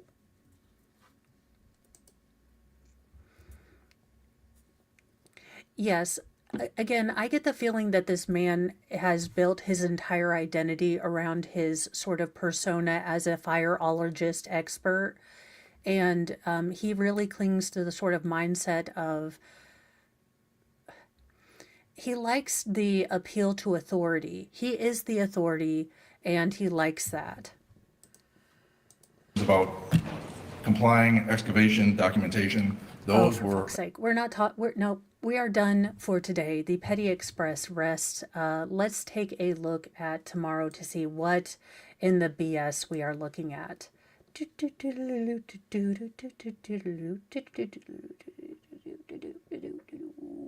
And all right. First, we've got the judge. Looks like we've got another one of Linda's friends, which will be fun. And lawyer Slow McSlowpants. Looks like we've got another Linda friend. Ooh, looks like. And we've got the guy that was at the property. No, that was Todd's brother. Lunch. Okay. What is... All right. And then it looks like we're starting closing statements. And it looks like we have an entire 2 flippin' flapjacks hours of this douche. And a little bit... All right, so it looks like we've got a pretty full day tomorrow if we get done with day 8. I am going to find someone to send you to because that is what, professionalish people do. And then I'm going to run to use a bio break because I just realized I haven't taken one in a while. Welcome to Adult ADHD, where we completely lose the plot. Now I am going to send you over to Danny on. She is covering the Lori Daybell trial. It looks like it started at 5:01, so you guys are not too far behind. Give her a lot of love if you do go over there, and if you don't, that is completely okay. But give her, yes, Danny on. Give her some love, and I will see you guys in a little bit. Be kind to yourself, be kind to others, but carry a sassy mouth and a can of bitch fire because kindness no longer equals doormat. I am going to run right out of here. I hope you guys have a great rest of your day. Again, give Danny your love. I will see you guys later. Bye, you guys.